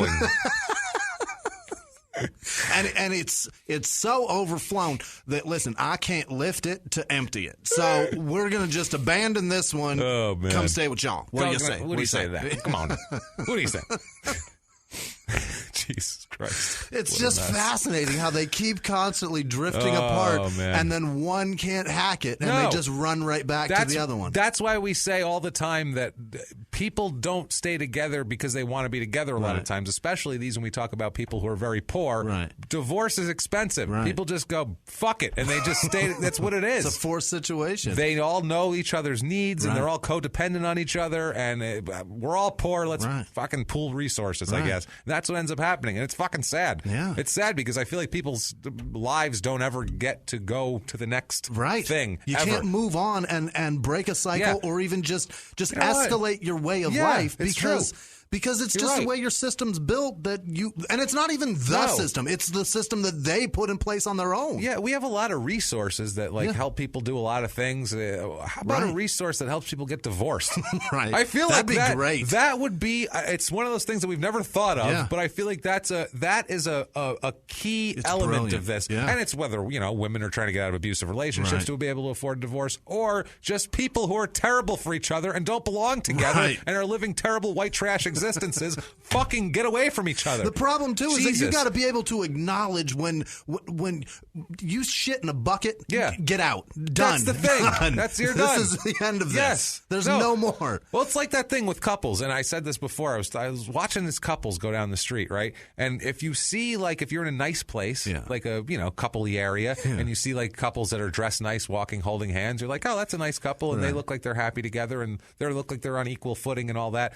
But if you see, like, the couple in a shit area, and there's, like, one area where there's no sidewalk, and they're, like, walking on a side, kind of a hill of dirt next to the road, and they're still holding hands, you're like, what the fuck happened there? How are they so happy? Yeah, that's because you look at that, and you're like, that is somebody's fault. Right. One of those two are more to blame than the other one, and how does the other one walk with that person holding hands? I don't fucking understand that, and I'm fascinated with it. If I pull up and I see couples like that, I stare at them. I look for body language and facial expressions and hostage behavior, and someone has to be holding someone else hostage. I'm more blown away by the ones that are like, the guy is walking like 5 feet in front of the woman dragging children. I'm just like, dude, I see that all the time, give her a too. fucking hand. What are you doing?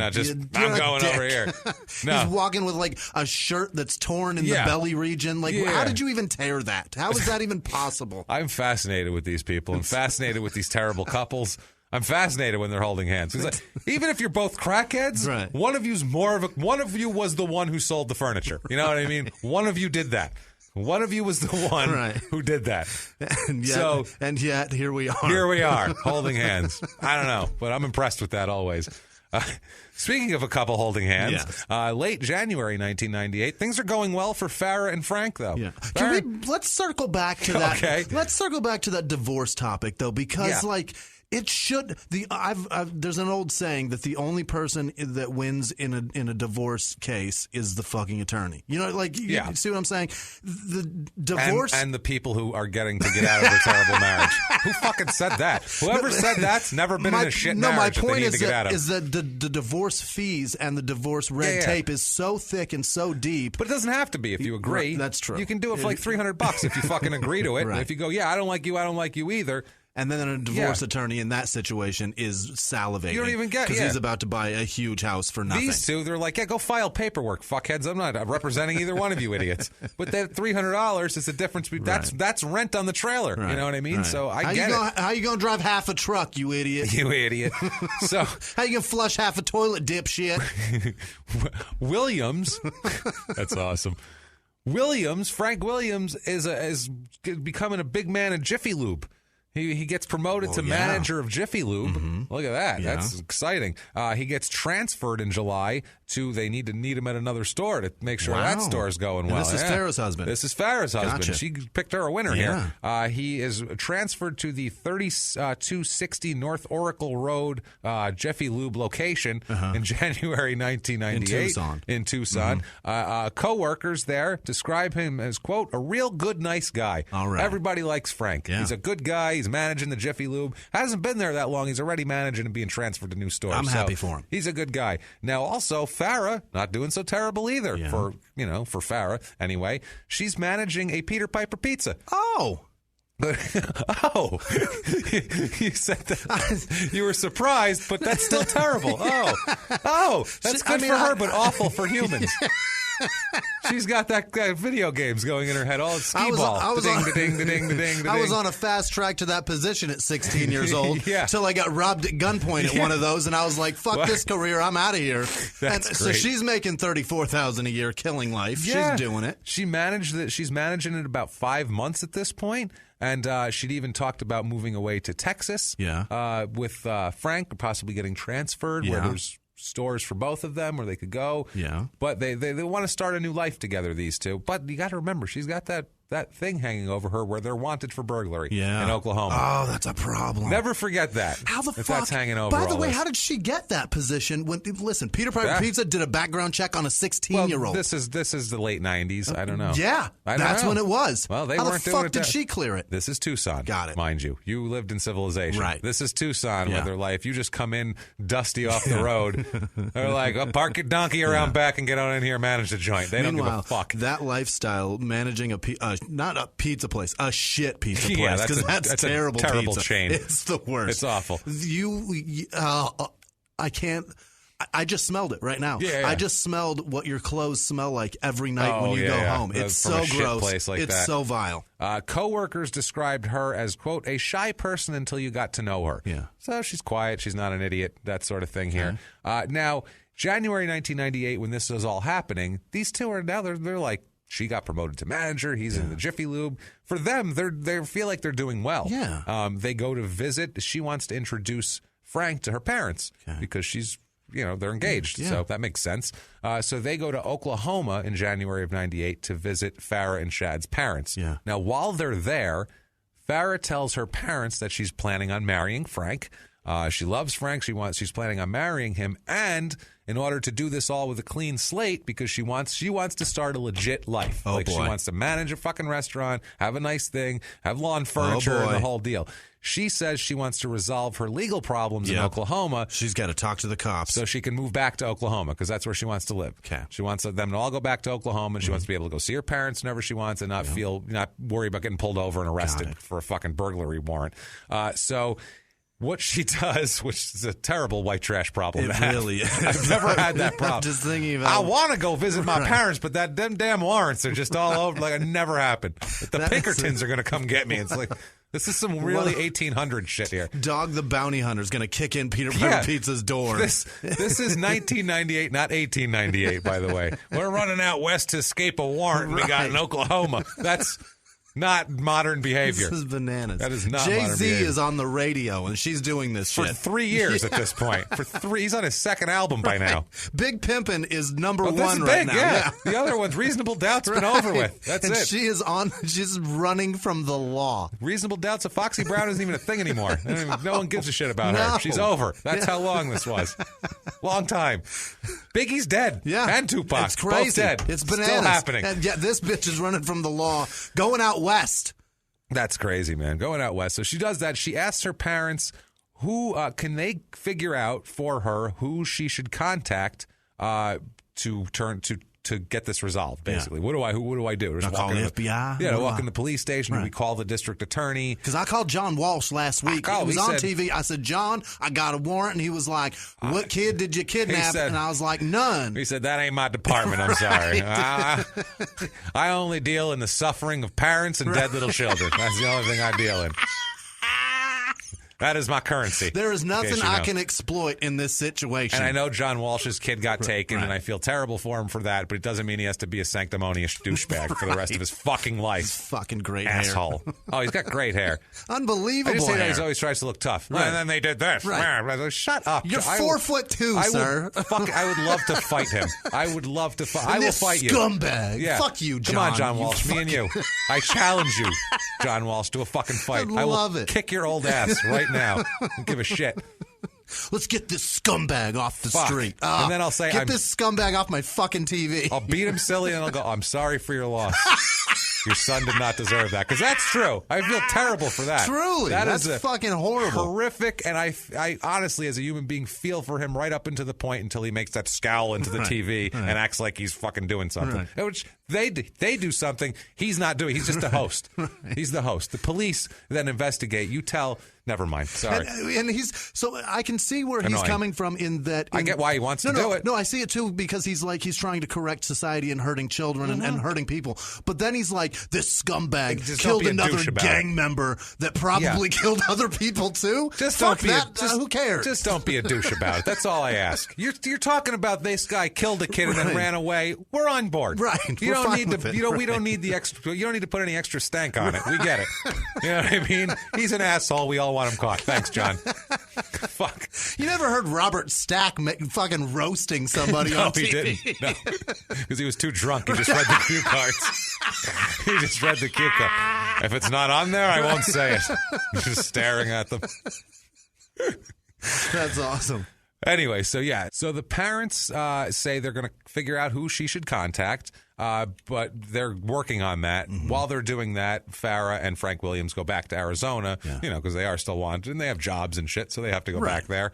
They got things they pass a background check for. That sort of shit like that. That's so crazy. So Farrah's mother ends up calling the apartment in Arizona a couple days later and talks to Shad. And she talks to Shad. What she does is she leaves him the Oklahoma District Attorney's phone number. Not great. No, because the parents don't know that Shad was involved in that. She just said, I have a problem. Right. I'm wanted for burglary. I'd like to clear it up. Right. She didn't mention all that, so the mother's just like, yeah, tell Farrah if she wants to talk to the district attorney here about turning herself in for that burglary. Here's the guy to talk to. Oh, boy. So Shad's not happy with this, as you imagine here. You can think here. She gets home. When they get home from Oklahoma, Farrah tells Rusty her plans to turn herself in. She's like, I'm turning myself in. I'm going to do this. I want to start a new life. She thinks she's like confiding in her girlfriend, saying about, this new life that's going to happen here. Right. But what she's not realizing that, she's going to also have to turn him in, and he's not going to like this. So this is a problem here. Farrah tells Rusty that it's the only way that she could get a fresh start and go back to Oklahoma and live there is to go turn herself in, and also to tell the authorities about where Shad is. Because she's saying, I'm doing that. She's telling Rusty this. I have to. It's stupid as fuck to tell Rusty about this. I don't know why she would do that. By the way, I'm about to break up your happy home. You know what I mean? I'm about to take these kids away from this father of your kid away from you here. So Rusty calls Shad immediately and tells him about this whole thing. Hey, by the way, your sister's about to turn you in, just so you know. If you get a knock on the door, that's what it's going to be about. Jesus. They're going to know where you are. She said that she said, quote, plan to, quote, turn him in for his warrants to clean her slate and get everything off her back. That's what she told. That's what Rusty told Shad that Farrah told her. Right. Okay. Now, Shad tells Rusty that he's, quote, going to have to do something about it because he didn't want either of them to go to prison or lose the kids. He doesn't want... he doesn't want to go to prison. He doesn't want to lose the kids. He's saying he just doesn't want to go to prison. Maybe you shouldn't have burgled the house, dipshit. That's a thing. That's a thing. Yeah, that would have helped. That thought would have been nice to process as you were kicking in the fucking door of somebody else's domicile. Especially after you've been sentenced to 8 years in prison for the burglary. Exact same it's thing. Not like you didn't know. Like you've been told several times, enough times to land you in prison. We got a friend that has like his 9th DUI, and he's about to go to prison. Yeah, and he's like feeling bad about it. I'm like, I got no sympathy Nothing. for you, bro. Nothing. He got a DUI on a suspended license that was suspended for a fucking DUI. Which was suspended for a DUI, which was suspended for a DUI, which was, and, the at that cow point, jumped over like, the moon. And it's fucking that point, ridiculous. it's like, dude, I got nothing for you. I have zero sympathy, zero pain. Ate the cheese and lived in the house. And that's where we are at this. That's fucking stupid. That's where we're at, though, with this idiot. Yeah. And that's the truth. Yeah, why did he swallow the fly? It's like, fuck you, dude. Dummy. Go serve your time. Cab. Right. Uber. Fucking. I know there was no Uber back in some of those, but some of them, there's been Uber times. And in this situation, pawn some shit. If you don't have shit to pawn, get a job. Otherwise, it fucking together. You don't pay for whatever you need to pay for. Sell some drugs. I don't care, but don't steal other people's shit. I don't care if you sell drugs. Yeah. Go crazy. You're not hurting anybody. Sell drugs to people that do drugs. Thank you. I don't give a fuck. Knock yourself out. That's an honorable profession in Oklahoma. You know who buys drugs? People that do fucking drugs. People that do drugs, generally, yeah. So I'm good with that. That's true.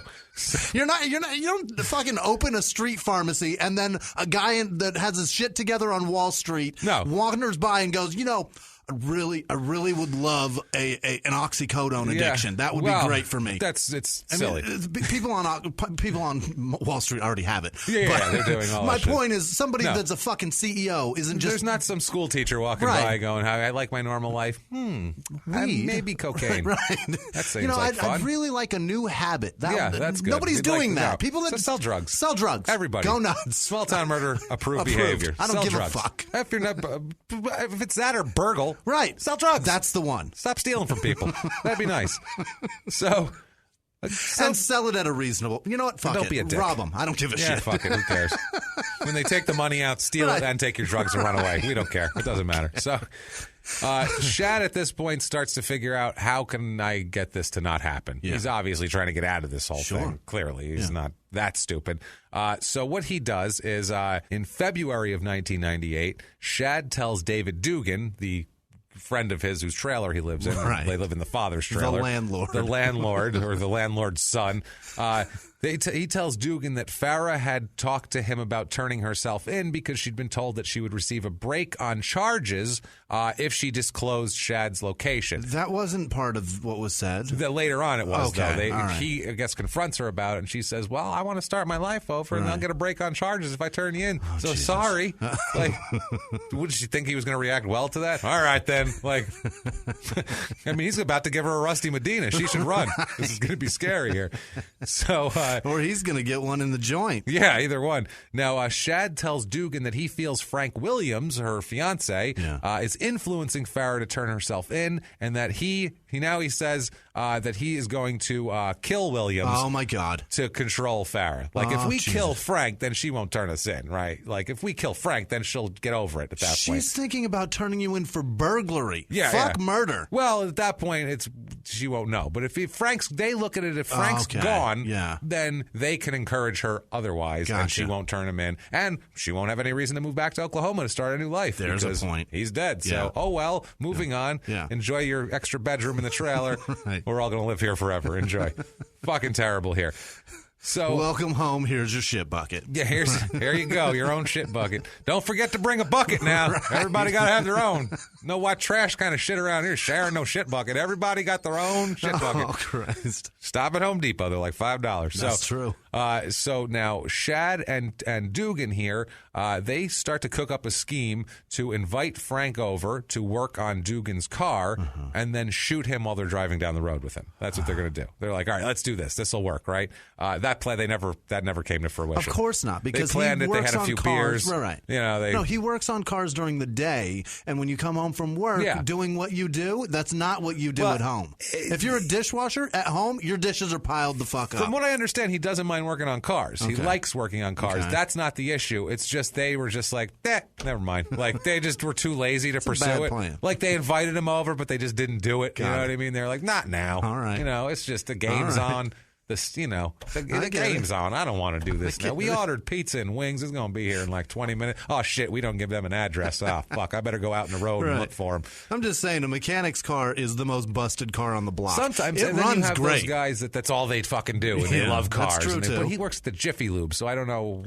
And he manages the Jiffy Lube, so then he's not under the hood the whole time. Maybe at night he likes to tinker. Yeah, you know what I mean? That'll do it. That's a definite possibility. Yeah. If he's the actual grease monkey, his oil change is overdue. Yes. He's got vice grips for the roll down. You know what I mean? He's got that car. He doesn't care at all. It runs great. Yeah, it runs great. great. Yeah, he keeps the oil changed and shit. But it's just aesthetically, it's not perfect. No shit.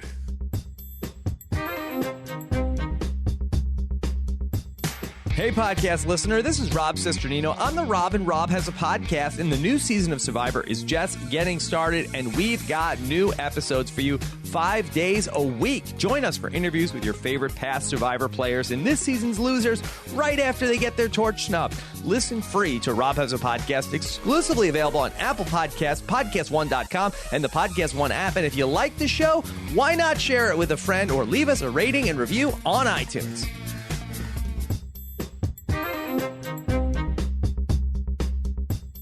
So then this Dugan idiot and our buddy Shad here, they start having conversations about how they can murder both Frank and Farah. Maybe we'll kill them both. Oh, Jesus. Who is this Dugan idiot that gets... He has no stake in this. I'd be like, just get out of my trailer. What I live in a fucking trailer in the desert. I didn't rob anybody. Yeah. I have nothing to do with this. Like, and maybe he's just like egging him on, just being drunk, going, man, you should kill him. Kill them both. Kill him. Yeah, maybe he thinks they're just talking shit. Yeah. Well, you would think that, except the fact that they decided to dig a large grave. Okay, now he's in. Now he's in. That's in what for I a penny, too. in for a pound. Shit this talking. guy's, he's down. But they said, let's dig a trench. Right. And they decide to do that on the property, on their desert property. They thought that nobody would think to look for bodies in this property, which that's where he lives, so they probably would think to look there. Place. It's probably the number one place. Well, he lives in a trailer in the middle of the desert. Let's check around there for holes. What do you say?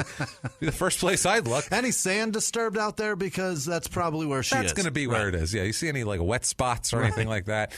So they decide to come up with some plans here. They keep thinking. Is there a mound with like 2 crosses on it? Is that a thing like written Farah, R.I.P. and Jiffy Lube guy next to him? Because they didn't really know his name. You know that. Is that there at all? Right. Keep an eye out. Bunch of rocks piled up. It says Boot Hill or some shit. Right. Something like that. You know how it goes.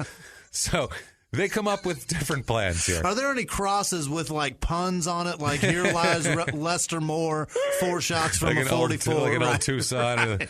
Old Tombstone shit. Yeah, it's Tombstone. That's funny that like Tombstone's such a great movie. It looks so cool, but there's a lot of cheesy set in it because old Tucson's so cheesy. Oh, it's so ridiculous. It's so That's cheesy. an actual cross in the cemetery. Here lies Lester Moore, 4 shots from a 44, no less, no more. Yes. No less, LES, like Lester Moore. Yes. It's the dumbest. Did they show that in Tombstone? They fucking panned across Quickly, it really right? Okay. fast. But They're they like, do. Don't let that shit show. But it is okay. But it is in there. That's what I thought. I thought so. You're goddamn right God, it that's is. terrible, man. Jesus Christ. So, somebody wrote that on a dead person's like where he's not going in reality. To be. It's real. The guy, there's really dead Lester people there. Moore, that's Boot Hill. Those are real people that are buried there. I swear to you. Wait a second. That's not a reproduction no, of a thing? No. Okay. Boot Hill Cemetery is real. And they built a studio around it. That's not a studio. That's the real town. Old Tucson Studios. No, Old Tombstone. Oh, I'm talking about old... Oh, shit. We're talking about 2 different things? That's not good. Old Tucson has replicas of all that shit. And that's where they filmed Tombstone. Oh, they didn't film it in Tombstone. They didn't film it in the real city? It's filmed in Old Tucson Studios. That's why it looks so cheesy. Well, this is bullshit. It's filmed in Old Tucson. We were talking about 2 completely I thought they things. filmed it in the actual what are you talking town. about? Like they built this movie studio? Because that Boot Hill is for real. Yeah, in Tombstone. Yeah, absolutely. Yeah. They have the same shit in Old Tucson with the then graves. they panned across it because I remember seeing it. Yeah, I think it's a replica of that, actually. That makes sense. Yeah, that would make a lot of sense. All Well, these idiots Well, that's here. why they lit shit on fire. Now it makes sense. Now, there All we go. Now I'm on board. So that's awesome. It makes sense that they wouldn't burn down actual Tombstone. Now I'm on board. That seems I got right. it. Yeah, rather than just a set of the thing that's meant to burn on a daily basis. Right. So they're sitting around drinking, these 2 idiots. How did I get this far in life being this fucking stupid? I can't believe it. That's awesome. How do I draw wind? How did you get here today?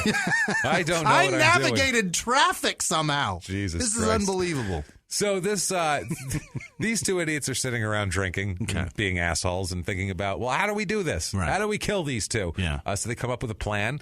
They say, okay, here's the plan. Okay, they're going to lure Farrah to the property, to the Dugan trailer, under the pretext of getting her a puppy from his friend that lives nearby.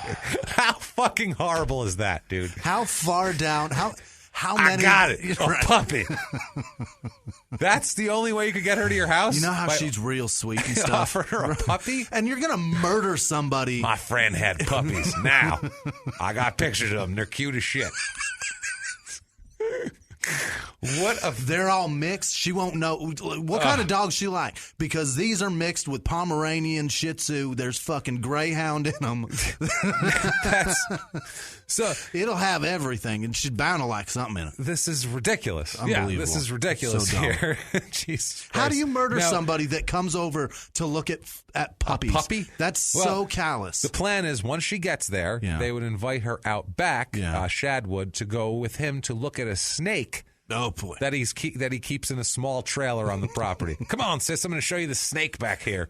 Why? You know how you came over to see puppies? I got a fucking redneck zoo. Yeah, that's what this is. Actually. Welcome to the Shad Zoo. So.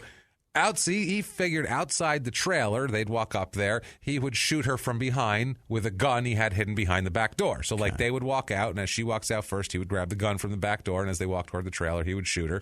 And she's already outside. They drag her out. They already have the hole dug. They dump her in. Right. Hey, Yahtzee. There we go. All charges dropped now. So what body? Yeah. So now what they would do then is after they shot her, killed her, they would lure Frank Williams there under the pretext of having him work on the car. Again, apparently he's a sucker to work on a car. Then Shad would also shoot him when he was under the hood. That was the plan. He'd open the hood, what's in here, and then he'd shoot him in the back of the head. Got it. So this seems like a great plan, obviously. It's brain all over exhaust manifold, done deal. So it'll burn right off. So now they actually try to do this now, okay? They're putting this plan in motion. That's the one they stick with. They stick with this. Shad calls Farrah over. She comes to the trailer. They go outside to look at the snake. But this is so stupid. This is a terrible plan. They're like, she'll walk out, never turn around. I'll grab the gun. She'll never see it. I'll shoot her in the back of the head. Unless she, looks around like a normal person. Unless she turns around and goes, Shad, you still there? Yeah, something. So what ends up happening, they go outside to look at the snake. He grabs the shotgun. Yeah. As he grabs it, he's holding it. She turns around and goes, "What's the gun for?" like a normal person would. Oh, in case the snake bites you. Well, what he says is he told her he was bringing the gun just in case they needed it for the snake. That was his excuse, which is a fucking... We keep it in this trailer. It's domestic and all that, but in case I need a shotgun to shoot this fucking thing because it's turned into Anaconda. Right. Like, what is happening here? So she says... This was a stupid thing to say because she says, well, if he needs the gun, then I don't want to see the snake. So if that snake is so big you need a gun, I don't want to I have no interest in this thing. Turned around, went back in the trailer. Not a girl. So he's standing there with a shotgun in his hand like, okay, never mind. Plan foiled. Never mind. Shotgun away. What's he going to do with the car? Like, he walk out there with a shotgun. What's the gun for? In case the car bites you? Yeah, that's what I mean. Well, I don't want to see that car. You could have that hidden in the car. Yeah, I don't want to see a car that's going to bite me like that. So they don't try anything else that day. Okay. They give up that day. Yeah. They're like, fucking plan thwarted. She looked. That's not much of a plan. That's the plan. If she just looked, it's over. Plan's over. And my point is, he's going to kill her anyway. When she's outside. When she turned around and said, "What's the gun for?" Why didn't he just shoot her? Right. You're going to shoot her anyway. What, can you only shoot her in the back? Is that what it is? Like, is he a pussy like that? Yes. He has no. If you're going to shoot your sister, you should be able to do that shit right to her face. That's is what a I'm good getting point. At. Holy shit. What the fuck, man? So now, February 19th, 1998, no one can find Frank and Farrah. They've disappeared. Yeah. Frank manages a Jiffy Lube, and she manages the Peter Piper, like we said. They never returned. I guess they were both were supposed to get paychecks that day. Oh, boy. And neither of them picked up their paychecks. And if you manage a Jiffy Lube and a Peter Piper, you're getting that paycheck the fucking day it comes out. Now. You're not like, I'm good. I got plenty of money for this month. I'm all right now. You want that check now. I'm still flush from 2 weeks ago. Yeah, I'm good, man. That $348 I made 2 weeks ago. It's stretched. It's sitting heavy. It's just heavy. I got to let it settle for a minute. So a friend went to their apartment on West Cool Drive near Oracle and McGee Roads, and she became concerned when she got to this apartment because they had 2 dogs and a pet snake, and none of them have been fed, which is not normal for them. They're responsible, apparently. They're way less trash than Shad is. Right. They're responsible people. They're trying to start a life. They're trying to break the cycle. Right. They're going to turn themselves in so they can start a new life. Right. They feed their dogs. They feed their snake. They have jobs. They still have a snake. Which is, that's going to be why. A bunch of our listeners we have a lot of weirdo listeners who will be like, I love snakes. We get it. And you know That's what? Fine. I had a lot of snakes. I had a couple of ball pythons. I have no interest in snakes whatsoever. Do you know what? I'll tell you why I got snakes, because I thought it would help with women. I thought girls. Do you know the kind of women that like snakes? The type of women that'll help with have mullets. That's the problem. There are some that are very nice and very pretty girls. Sure, yeah. But those girls like very nice and very pretty men, and I wasn't that guy. You barked up the wrong tree on that one, huh? So. I was trying to get girls with snake tattoos on their face. That's what I was running into. That's amazing. So this woman, she calls the sheriff's department, or she calls the sheriff's deputy. They searched the couple's apartment. Yeah. They're looking for the clothes that this person had last seen them wearing. Okay. Like, okay, well, let's see at least if they had changed out of that. Right. They couldn't find that, so what they did is they fed the animals and left. Okay. Which we can do, sit there all night and wait for them. Yeah, somebody fed the snake. Yeah. Ugh. Yeah. They holding a little mouse bite. The tail. Yes. Maybe they just dropped some ground beef in there and walked away. Eat that, fucker. He'll eat it eventually. I don't know. They threw one of the dogs to it. They're like, it's fine. So this person returns the next day to the apartment. Either the snake will eat the dog or the dog will eat the snake. Either way, one of them's getting fed. Something's going to happen here. We're done with this situation either way. Problem solved. So the friend comes back the next day, and when they come back the next day, they notice that a bunch of furniture is missing from the apartment, and also there's empty beer bottles and smoked cigarettes there. Like someone hung out there and then took furniture from there.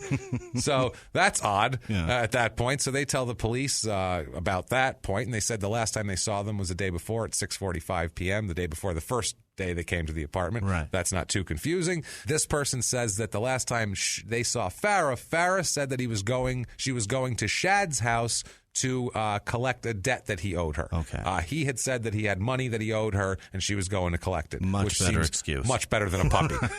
Probably should have come up with that in the first place, but anyway. So I know. I'll get her over with a puppy. No. Maybe a snake. Oh, a snake? No. Doesn't money. she owe you money? Don't people you lack owe her money. I think people lack money, don't they? They Wait lack a minute. money, right? I owe her money. Let me ask you a question. What do you lack better, snakes or money?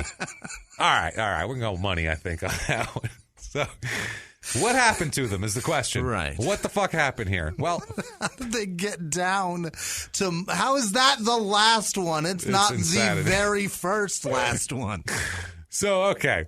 Here we go. February 18th, 1998. What ends up happening is Shad and Dugan here make another plan to kill Farrah and Frank. All right? And they're going to do this. They start preparing for this on February 19th in the early afternoon. Yeah. This is like a day-long prep session for this, okay? What they do is Shad calls Farrah between 4 and 5 o'clock and asks her to come out to the trailer here to collect the money that he owed her, which obviously she's going to do. He told Farrah to have Frank come as well because there was something wrong with Dugan's car and they wanted Frank to take a look at it.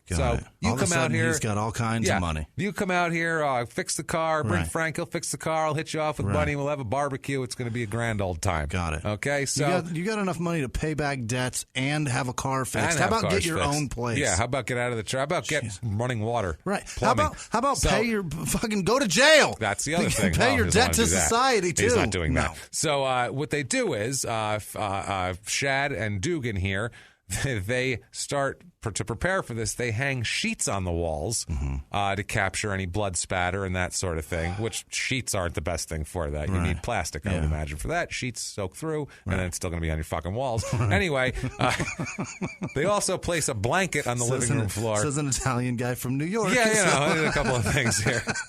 They also place a blanket on the floor. Again, not the best thing for catching viscera of any kind. I would say you want something a little less porous than a blanket, but they're going to go with a blanket. At minimum, a fucking towel. Jesus. Yeah. And then they slide the coffee table out of the way like they're going to wrestle on the living room floor. Okay. Come on in. I got your money. Why is this set up like a makeshift white trash killing booth? Why is what this is like going on if here? Dexter went white trash? What the hell is happening here? Why does it look like Dexter's first kill in here? What the fuck is happening? So then they also gather shitloads of plastic bags, like a grocery bag, that they plan to use to cover up the bodies after shooting. A bunch of Safeway bags. What are you doing? This is ridiculous, man. So Shad gets ammunition out of a cabinet. He loads a shotgun, and then they wait for an hour or two. They have it all planned out. Now, first of all, if you're Farrah and you walk into this living room, wouldn't you be like, what's up with the... What, were you wrestling, and why is there shit on the wall? Were you having a photo shoot? What's going on in here? And why is that bag there filled with bags? Why is it, you know what I mean? It's that bag. It's the bag filled with bags that you use to pick up dog shit. That those people don't use to pick up dog shit because they just let the dog shit everywhere. They're gonna fucking paper mache these people with those things. Exactly. They're gonna cover the bodies in like 6-pack holders. Not cut them up either. No. So Farrah and Frank arrive at the property around dusk. Okay, they go up to the trailer. As they go up to the trailer, Dugan opens the front door and stood in the doorway while Shad hid behind the front door with a shotgun. Okay, so he's like, "Hey guys, come on in," and Shad's behind the door with a shotgun, waiting for him to come in so he could shoot him. Okay, the plan was that as soon as they came in the door, he was supposed to shoot him immediately. They came in, how's it going? Boom, boom, done. Plan over with. Which fine, that's efficient at least. Okay. Now, but as they were coming up the front steps, Dugan waved him off. Like, no. Go, stop doing that shit. So it was like, okay, like another thwarted shitty plan, or what happened here? So what he does is Shad walks away from the door, goes down the hallway, and places the gun in like a bedroom down there, and everybody ends up hanging out in the living room. Okay, Frank Williams is in a recliner. Farrah's on the couch. Dugan is in a chair opposite of the recliner. That's the setup. And Shad is standing and kind of pacing around and moving around a lot, which is odd behavior. After there's like a few minutes where they're just making small talk, sitting around, and then Shad heads down the hallway. He returns in 15 seconds with from the hallway carrying the shotgun, and he stops about 2.5 feet in front of Frank. Frank cursed at Shad. Oh boy! And started to get up, like, "Hey, you motherfucker, what are you doing?" And starts to get up at him. But what Shad does is he shoots him in the midsection as he's trying to stand. Oh, Jesus. So he blasts him with a shotgun, which must be loud in a trailer. Yeah. So Farrah screamed. All the windows just came out. Oh, you know it. The shit bucket fell over. Farrah screams, obviously, and starts to get up to try to get away. But Shad turns and shoots her in the midsection also. She falls down, and then he shoots her back, and he shoots her once in the head also to make sure. Oh, so Jesus. He's put two shots, shotgun blasts in his sister. That's a lot. And then he turns over to Williams and shoots him in the head as well. Oh my God! Got to clean that up as well. So they're both dead here. Mm-hmm. So now that they're dead, they've carried it out, actually, this fucking terrible Raising Arizona Coen brothers That was plot. a bad one. This is a terrible idiot plot these two had. So what they do is they spread the blanket on the floor and they move their bodies onto it. They move Farrah and Frank's bodies onto the blanket. They put plastic bags over their upper bodies to keep the smell from rising out of the grave site, which I don't think that's going to work. That is not going to do. Dude, I wrapped up 2 chicken breasts in 2 fucking Glad bags. Yeah, it doesn't matter. And my trash can was full of flies still. Yeah, it's still going to stink. stink. You could smell it 3 houses down. A few plastic bags on top of dead bodies in the ground in Arizona heat isn't going to do well. It's going to come through. Yeah, this is going to be terrible here. So they also, Shad removed any of Farrah's jewelry that he thought was valuable. He took that, but not all of it. And he also went through Frank's pockets. So they're even going through their pockets, which seems even worse than just shooting them. I don't know why, but that makes it worse. Yeah, that's the other thing. That goes without saying. Yeah. This is his fucking sister, no less. That, they had no problem robbing the thing together, but now, I don't know. This is terrible here. So then they tied, Shad and Dugan tied knots in each end of the blanket and dragged the bodies out the back door onto the back porch, leaving a bloody streak all over the floor because they're on blankets, you dumb fucks. Go to Home Depot and buy some plastics, you asshole. Not just that, but you opened his chest cavity and then his fucking head. Both of them. Where all the blood is at. So much stuff. So much stuff in there to bleed here. So now they had dug the grave a week before the murders, like we said. So that was already prepared anyway. Right. They had that all dug. They hooked one end of the blanket to the back of Farrah's truck. Oh, Christ. And pulled the bodies to the gravesite. Ah, you lazy fucks. They dragged them. Like they're pulling out a tree. Yeah, like they're pulling out a stump. They dragged these poor people, wrapped in blankets to do that. They get them out to the gravesite. This is fucking horrible now. He treated his sister like this. Just dangling off the back like a just married can. It's fucking ridiculous, man. Like Corona bottles off the back of your pinata donkey. Like, this is terrible. You can't have that shit. Wow. So they push the bodies into the grave, and then Shad and Dugan partially fill the hole with dirt. Then they return to the trailer and take the bloody couch and recliner and load them in the truck, too. They really should have done this outside like their original plan was. So do it while they're in the front yard, but not now. So, by the way, how far in the middle of nowhere do you have to be for no one to fucking see any of this shit? That's how far in the middle of nowhere we are. The worst part is that, like, he's wanted for burglary. Yeah. And that's what he's covering up. Burglary. With fucking murder. Double murder. Unbelievable. Double premeditated murder. Not smart. Not smart at all. So what they did then is they gathered the... They took the, like I said, they got the truck, the couch, and the recliner, loaded them in the truck, and then they got the sheets and rags that they used to clean up the mess and disposed of them in the grave also, and put everything in the grave and filled the rest with dirt. Yeah. Okay. Meanwhile, Rusty's there too. Rusty's on the property with 2 kids here. Oh my God! There's a travel trailer on the property that she was told to take the kids to and stay there for this event. Go stay out in the play more, and we'll be over her. So she's out there. So he returns. Shad comes and meets up with Rusty afterwards. Goes and pops into her trailer after he returned from filling the grave with dirt. So Medina comes in. He's washing his hands. She comes in and sees him washing his hands, and she walks back toward the bathroom. She saw the blood trail through the kitchen at the trailer here, as well as blood stains and also pieces of flesh. Of course. And brain matter and shit all over the walls. You can't shoot people with shotgun blasts from 2 feet away. Of course. And not have some spatter here. This is insanity. So Rusty finds Shad in the bathroom washing off bloody jewelry and money, which is a terrible thing to walk into. A guy washing bloody money off in a sink is fucking awful. Meanwhile, she just cleaned this pigsty, and she's like, about you're to getting lose blood her in shit. there now, damn it. God, all right, fine. Well, you're going to give me a Rusty Medina later anyway. It's going to be messy, so I guess it's all right. Who tracked blood all through the house? Oh, Jesus Christ. So Shad turns to her and says, I did it. And he explained that he shot them in the head and chest. And she's like, yeah, I did this. And this is like, if she was true white trash, she would have turned to him and said, well, it's about damn time, you lazy son of a bitch. You've been talking for months about killing these people. You finally got something accomplished, you lazy bastard. Now get out there and play Connect 4 and the Playmore with the kids. My mother was right. When you common law marry a man, you expect more than this. Understand? You expect more. That's all I'm saying.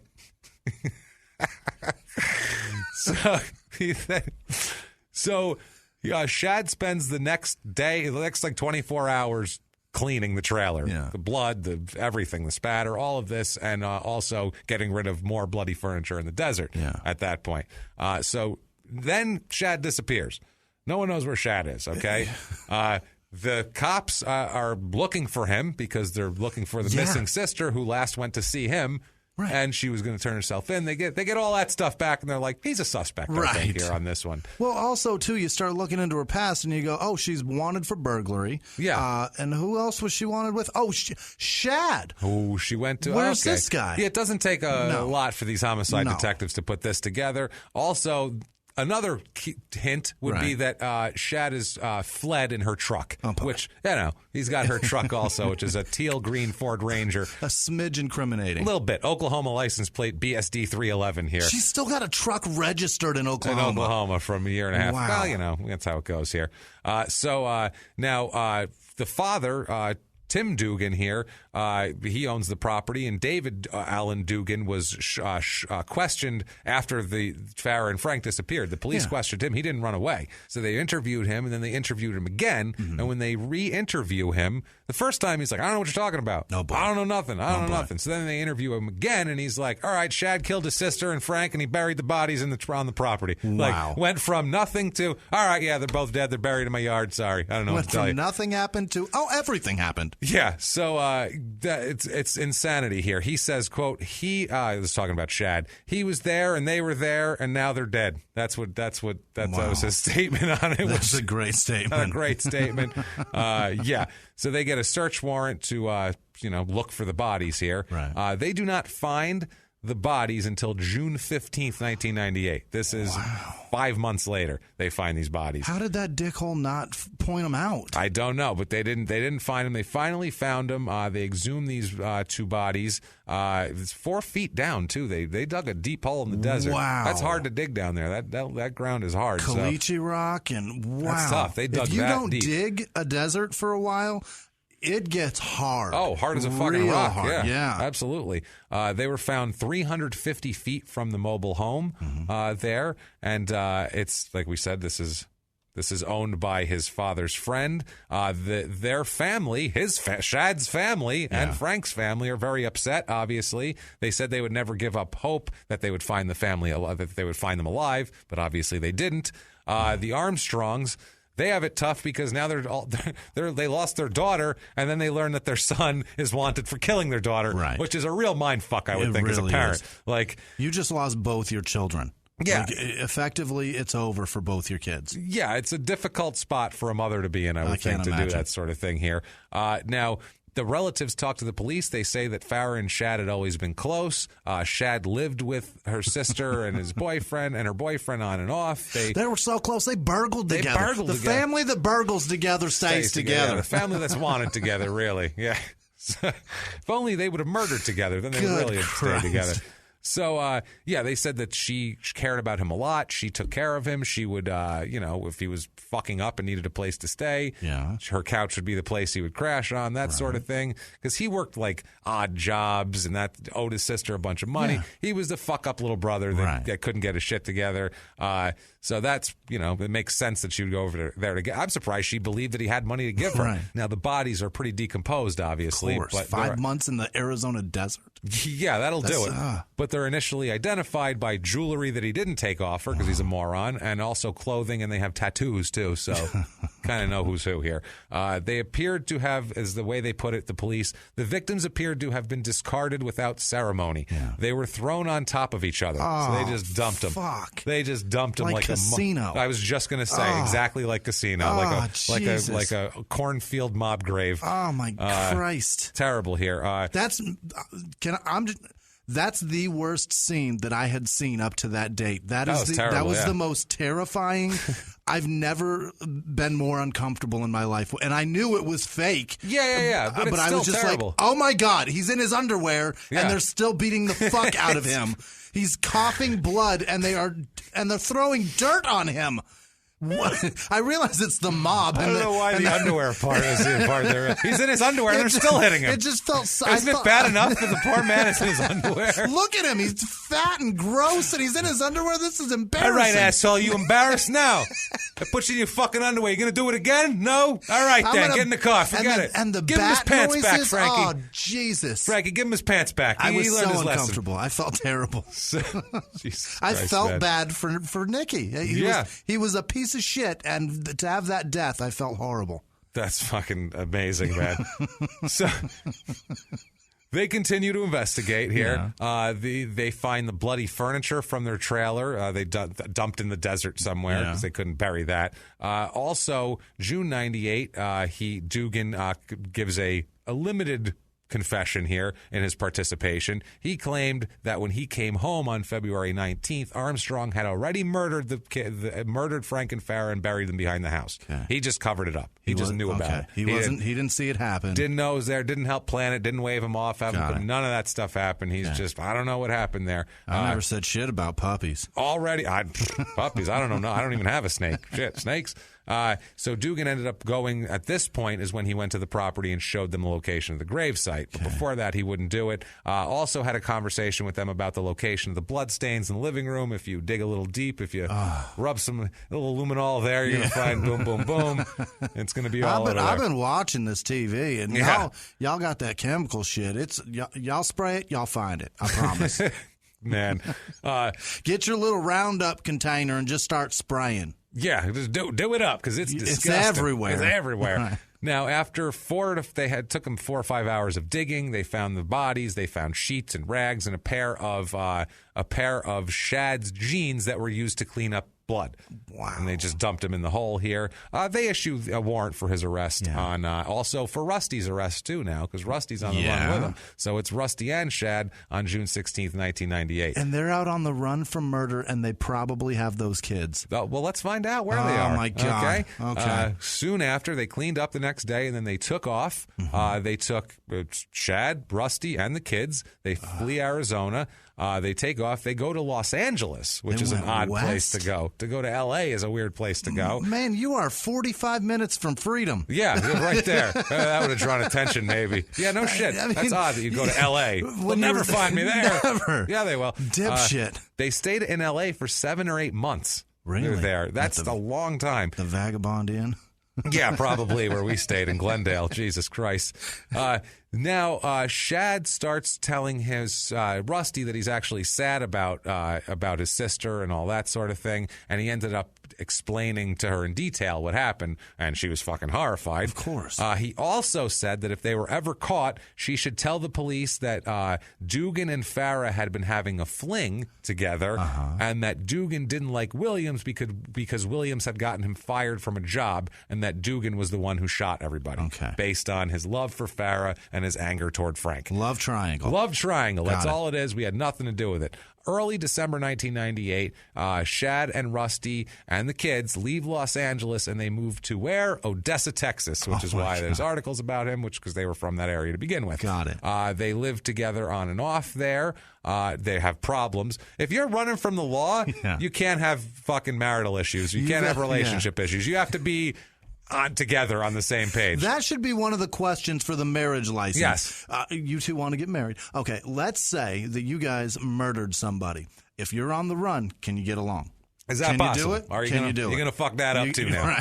Because if you can't, no marriage license. I like that a lot. Now, during this time that they're doing this, Rusty is working as a stripper. She's working as an exotic dancer, and Shad is staying home with the kids. Where is she working? They do not say. They do not say. So bad. So they're in Odessa, Texas. Let's set the scene. It's in Odessa. Let's set the scene. They're in Odessa. Yeah, this is an L.A. strip club. Right. She would be nowhere. I don't think she'd be up to L.A. strip club standards, because those are like failed out actresses who were.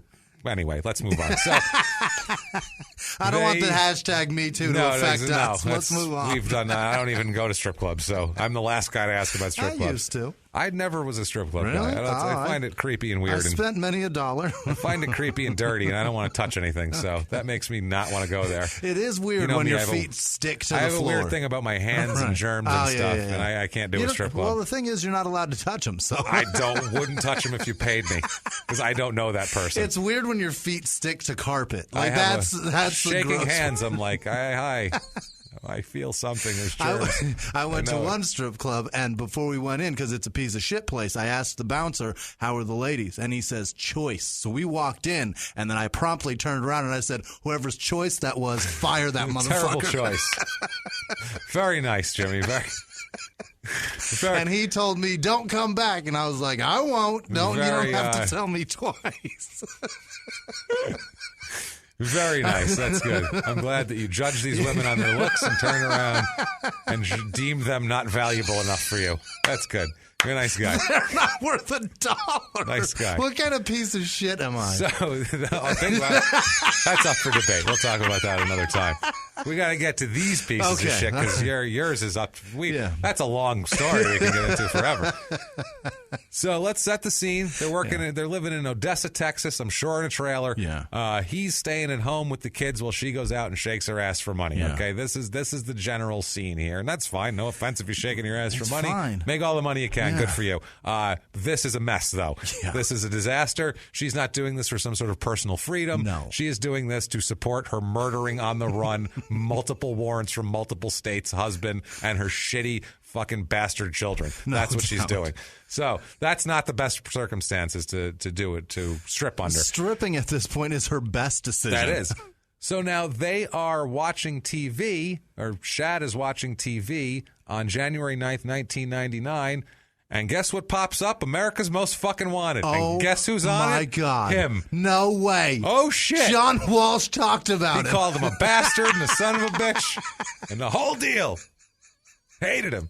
So he's like, oh, shit. He calls Rusty and describes the contents of the show. This is amazing. Yeah. He calls Rusty. He's like, I'm on the TV. He's talking about me right now. You too. I'll bet we got an IMDb. I bet we do. As self. Now, he tells her all about the contents of the show, tells her all about the reenactment of his actions. He wants to leave Odessa now that he hears this, because they're on to me. Yeah. Not that they said he's in Odessa, but he feels like sitting still is a bad idea. Right. Rusty doesn't want to leave. She likes Odessa. She wants to stay here. I've got a job. I have got a job to do. I got a mortgage. Sure, I got a mortgage. Sure, I'm not managing the Peter Piper or anything like that, but it's still a job. I got to do this here. So January 16th, 1999, Rusty takes off to go. They have a big argument, Shad and Rusty. She takes off to go to the strip club. and Rusty, when she takes off, she takes the children to the home of a friend of hers. That night, she gets off of work to go pick up her kids, and there are police waiting there at the place at her friend's house for her because they were just on America's fucking Most Wanted. Right. So, tends to be a little bit of a thing. Yeah. It was one of the most popular shows in America. Yeah, it was. And people watched that shit. And especially if you don't have cable, if you're poor, that came across on the antenna, and you could watch it on Sunday nights. And also, too, if you know one of those motherfuckers, you might have cable tomorrow. That's the other thing. Because there is a reward. I'm sure there is. So, she tells the police that where she last seen Shad. She tells them she's not hiding him at all. She goes with them in the patrol car to the place they were. Oh, boy. He's not there. They take her to jail. She gave several statements to the police, the prosecutor, to everybody. Immediately following the arrest, she cooperated with the police. She told them where Shad was. The whole deal. On January 18th, 2 days later, she's detained in Texas. She gives an extensive audio tape statement to a detective from the Pima County Sheriff's Department. It's extensive, too. She tells all about everything, what happened, what she did. The real stuff. What he heard. Not the story he told her to say.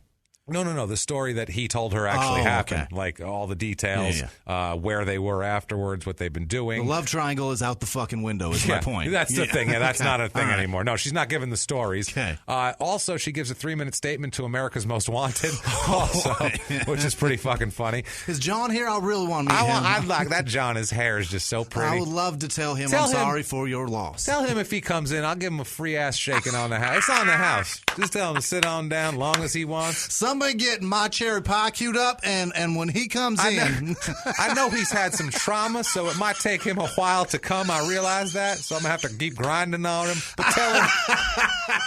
tell him that I'm ready to work it. Now, I'm ready to work it. You just let him know. He'll know what that means. And then she did it, and when she was done, she whispered over her shoulder, I'm sorry for your loss. I'm sorry for your loss. Right at the moment. So... that's amazing. I love it. So January 17th, 1999, they think they know where he is, Shad, based on her statements. So they load up the SWAT team and head to an apartment complex here. Dozens of people were evacuated from their homes. When they had state, local, federal authorities, everybody converges on this on a northeast side Odessa apartment complex. They surround the place for 7 hours, the Sun Chase apartment complex at 2201 Rocky Lane in Odessa. The SWAT team stormed apartment number 322. I hope one of our listeners is in that. Oh, that'd be amazing. Please, if you're in Odessa, let us know. And here. if you're in the Sun Tracker, is it Sun Tracker or Sun Tracer? Chase apartments. Sun Chase. If you're in 322, oh boy. Guess what? Yeah, that door was kicked in. Yep. John Walsh was there. So they kick it in. It's empty. Nobody's there. Shad wanted to leave. He did want to leave Odessa. Maybe he did. They still look for Shad into the evening because he's not there. This was after they had already taken Rusty into Custody is the word I'm looking for there. Thank you. The police say that Shad is wanted in Oklahoma and Texas and Arizona. Right now, he's just wanted there in Texas with concealing stolen property, burglary, and a parole violation. Right. And then they'll get to murder later. Well, we'll get there once they get him here. This shit'll escalate. Yeah. They believe they cleaned the murder scene. They talk about the whole thing based on what Rusty told them here. What they did, it's so crazy too. They had tracked the pair. It's so weird. Tracking them based on America's Most Wanted tips. They got a bunch of bullshit tips. They said they tracked them to Tijuana, to San Diego, to Colorado, to Michigan. Jesus. They never went to any of those. They went to L.A. and then to Odessa, Texas, period. That's the only places they went. Finally, they got a tip that they were there at the Sun Chase Apartments. Turns out the tip was from Rusty. So that's not really a tip. That's just a telling on him. Right. They showed up. They evacuated everybody. So, like I said, surrounded him for 7 hours. My Christ. And then ended up not having shit. They tried to contact him over the phone. They got the megaphone out telling him, come out.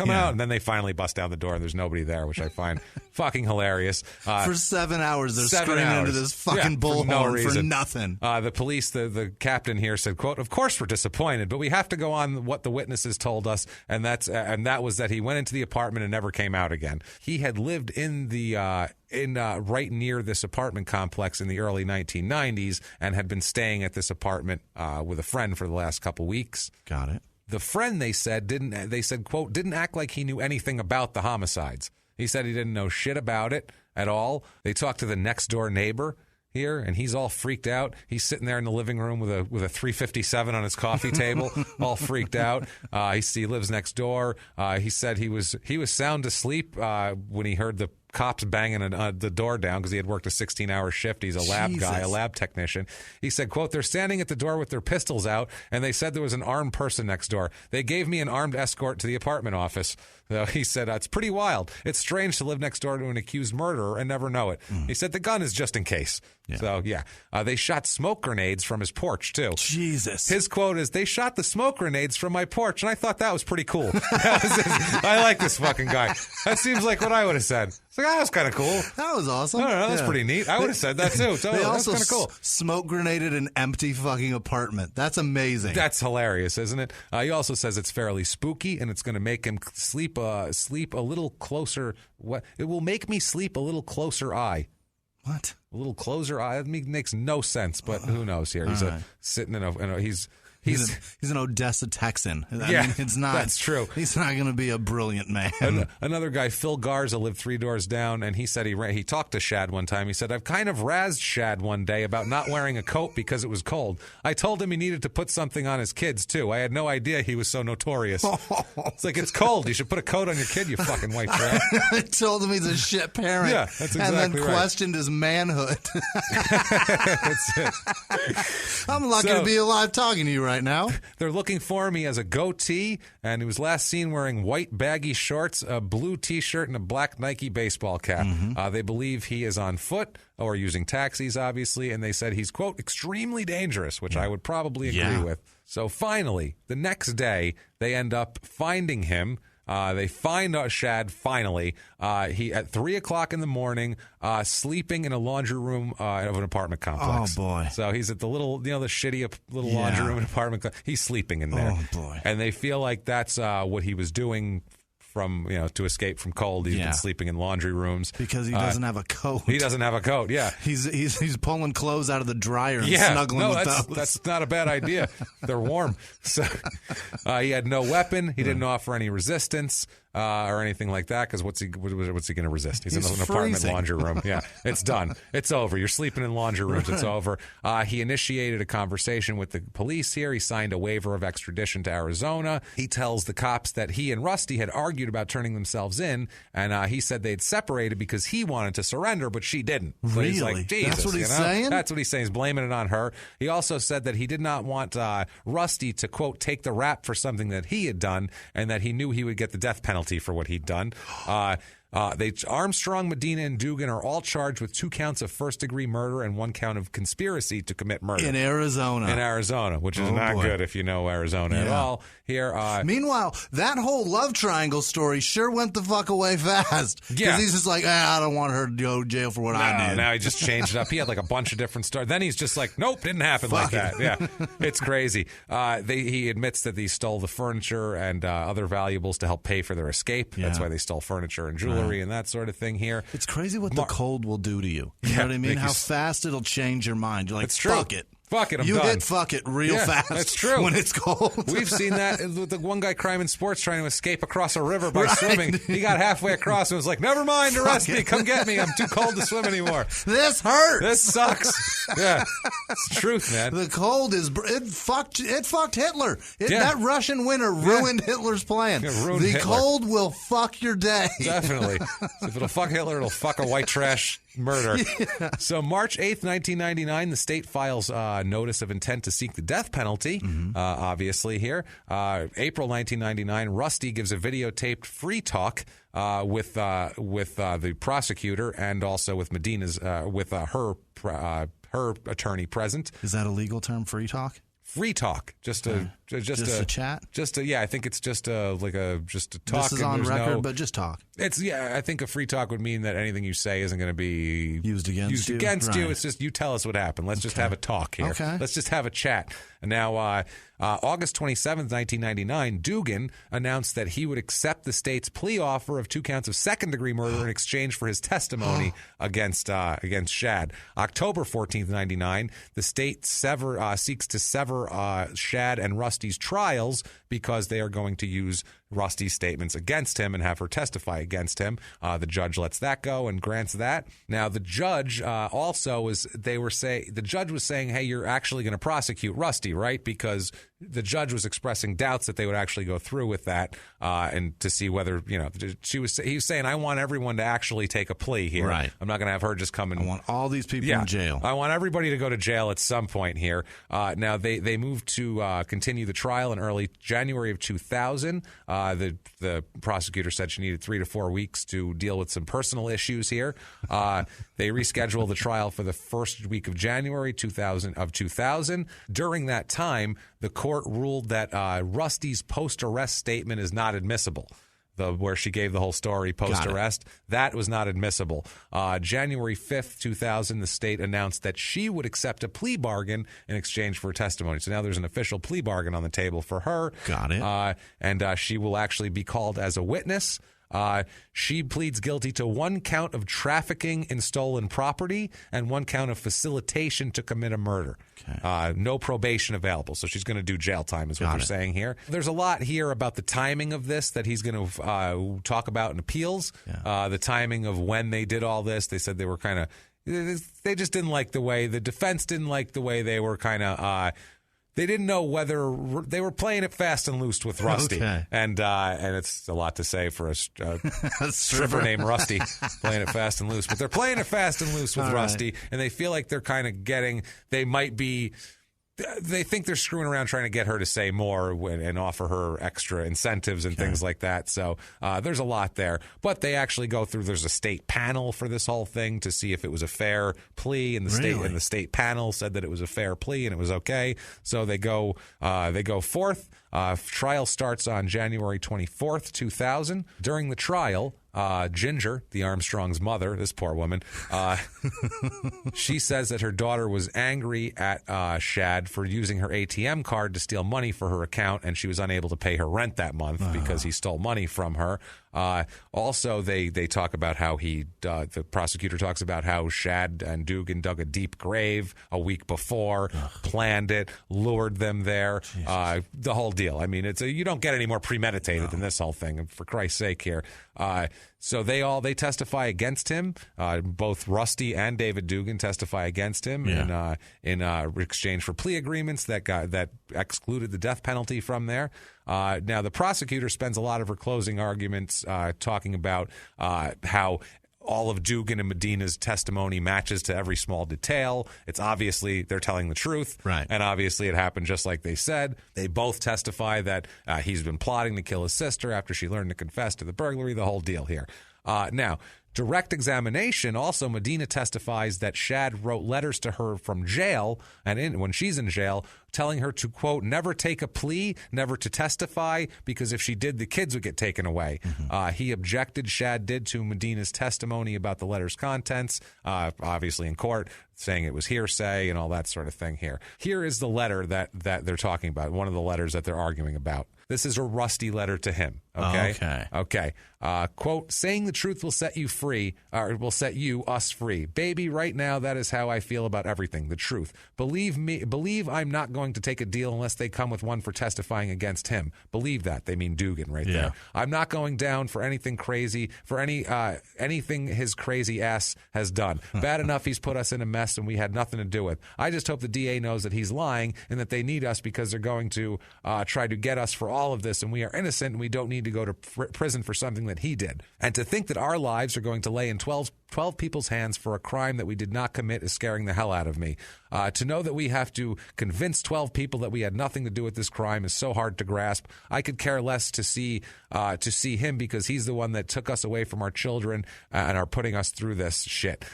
Shad, serious question. question. If they came to you and asked you to turn on me, would you save your own ass? I wouldn't. I hope you know that I was scared. I just told them what they wanted to hear, but the truth will come out and the guilty one, Dugan, will go down for this. That's what she writes him beforehand, but then goes on the stand and says the exact opposite. Tells everything that happens, and then they're trying to say, well, she was telling the truth in the letter, not on the stand. Right. When she was under oath, she wasn't telling the truth. Only when she was writing a jailhouse letter. That was the only truth there.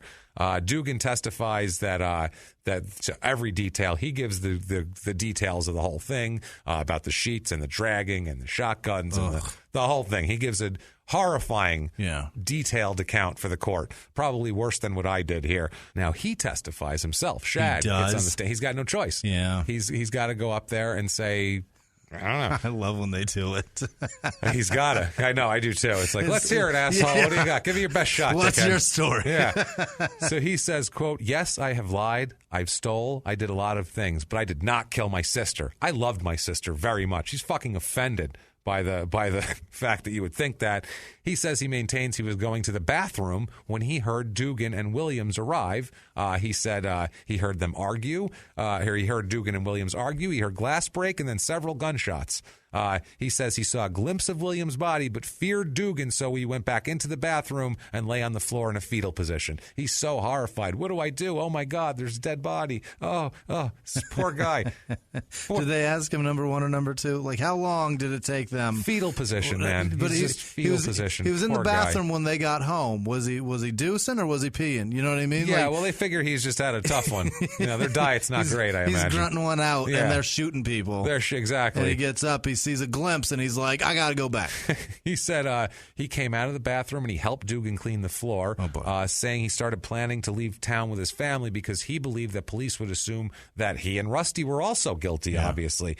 So he said they all dumped the stuff and any of that shit. So now the defense attorney says, quote, does any of that make any sense?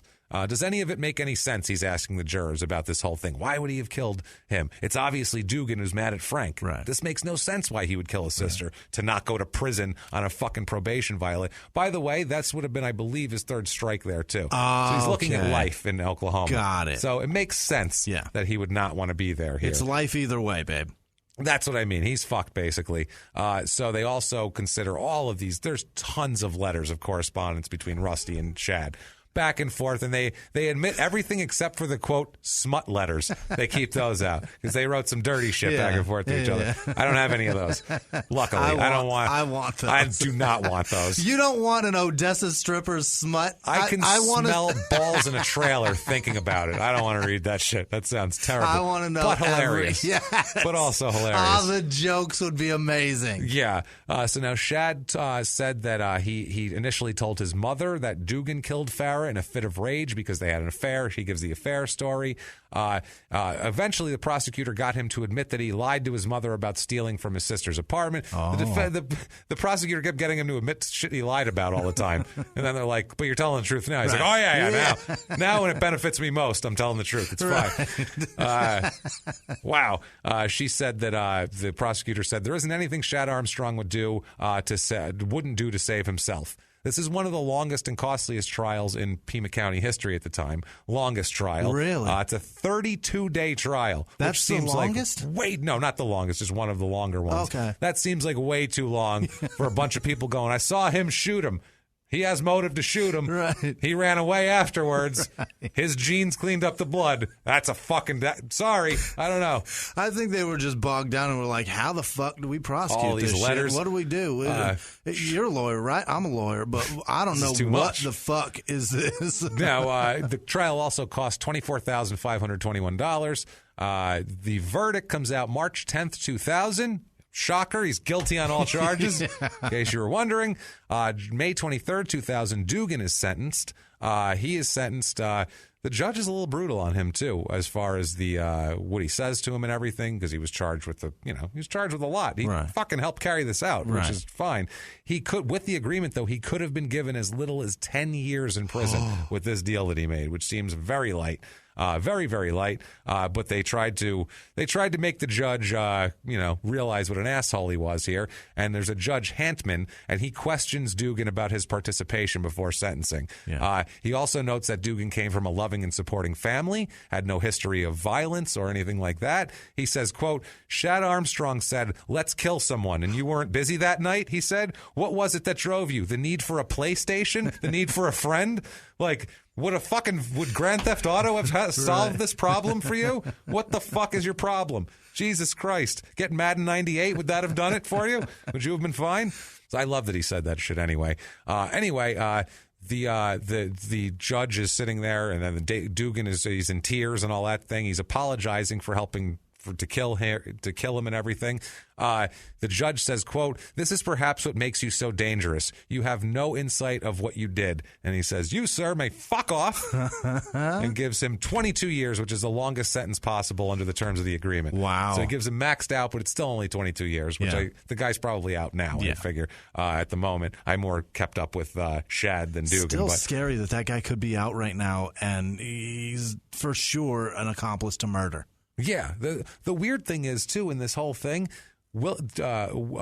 Frank's mother, Julie Williams, she gets up and says that she holds Rusty Medina the most responsible for the slayings during Rusty's sentencing. She says that she never consented to the plea agreement. She found Rusty to be cold, unbelievable, and incapable of remorse. And she also said that she told Dugan that she plans to attend all of his future court hearings. She said, quote, I can assure Mr. Dugan I will be his conscience for him, which... That's funny. She's going to have... That's not great when you have the victim's mother there. Dugan cried and apologized and said, I wish I could have done the right thing from the start. So that would have helped probably, but she didn't. Now, Rusty gets sentenced to 2.5 years for the facilitation to commit first-degree murder and 8 3/4 years for trafficking in stolen property. Really? Process that. 2.5 years for facilitation to commit first-degree murder. Wow. 2.5 years, 8 3/4 years for stolen property. That's ridiculous. We have shit way whacked. Our system is here. Fucked up. And this is Arizona. This is our system's way fucked up here. This place sucks. But I mean, murder here is it is weighted so fucking heavily. Yeah, but it's heavily. They want to get death penalties because that makes them feel tough. Right. So they need to. They'll give her 2.5 years. They don't give a shit because that way they can say we fried him. Right. Because they're fucking redneck assholes here. She is here. out by now. Yes. Well, let's talk about certain. this. Yeah. She said, "quote I was a coward. I did exactly what he said, and I can't express how sorry I am." That was her deal here. Now, August 2000 is sentencing for Shad. This is the one here. At the sentencing hearing, he lists 19 mitigating circumstances to try to say, don't kill me, basically, including diabetes. He was under duress, antisocial personality disorder, mood disorder, stress, history of substance abuse, troubled, abusive, and dysfunctional family, good employment history, care and support of family, education and accomplishments, which he got a GED in jail. That's not an accomplishment. Efforts at rehabilitation, lack of previous record for violent crime, although you were wanted on a third strike in a fucking other state. Effect of the death sentence on his children, good record of behavior while incarcerated, lack of future dangerousness, sentence disparity between Dugan and him. And it's cold. And it's freezing. Jesus Christ. The judge did find a few of the factors, but not all of those. They found the shit childhood, the fact that he did complete his GED while in prison, the fact that he tried to rehabilitate himself before, and the fact that they will have a death sentence will be hard on his children. But, I mean, their mom's about to be out. Yeah, well, the trial judge also said he afforded them minimal weight, is the way he put it, and determined that they were insufficient to call for leniency on these murders, is what he says. Insufficient for leniency, so that's not what you want to hear. And he says, you, sir...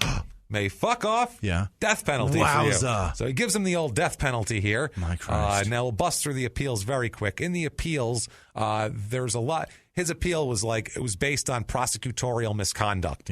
That's it. 45 different things of he talked to Rusty and made her say this the day before. The whole deal here.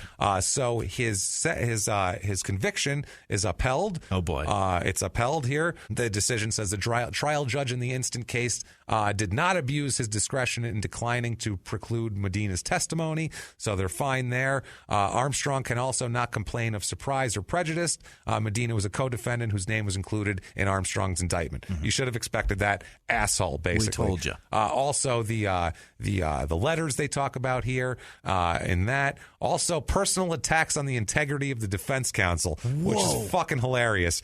They apparently the lawyers were fighting bad. I love it. It's hilarious. They note in the court documents, quote, "We further note that the level of antipathy between the attorneys was absolutely unacceptable." At one pretrial hearing, the court noted the following, quote, "I have never seen such animosity between the attorneys. It is very unhealthy for everybody. There is so much at stake between Ms. Easer and Mr. Kurlander. I have not seen this.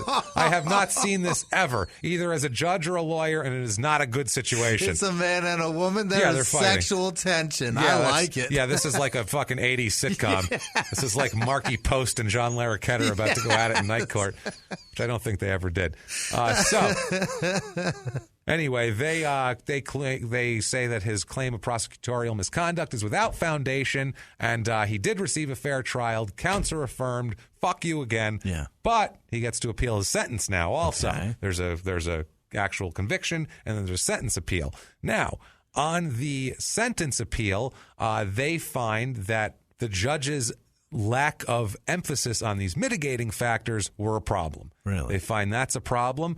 They say that we cannot say beyond a reasonable doubt that if a jury had found additional mitigating circumstances or weighed the mitigating circumstances differently, it would not have found them, quote, sufficiently substantial to call for leniency. Mm-hmm. So he's saying that wasn't the judge's job to tell them that, to tell the jury that. Right. It's the jury's job, right. And the judge essentially was trying to make the decision for them, is what they were saying. Consequently, we vacate Armstrong's death sentences and remand for resentencing. Wow. So they vacate those sentences November 16th, 2006. They go through the whole court again. My Christ. They do this. He sat on death row for 6 years. Again, yeah. Now he's back again here.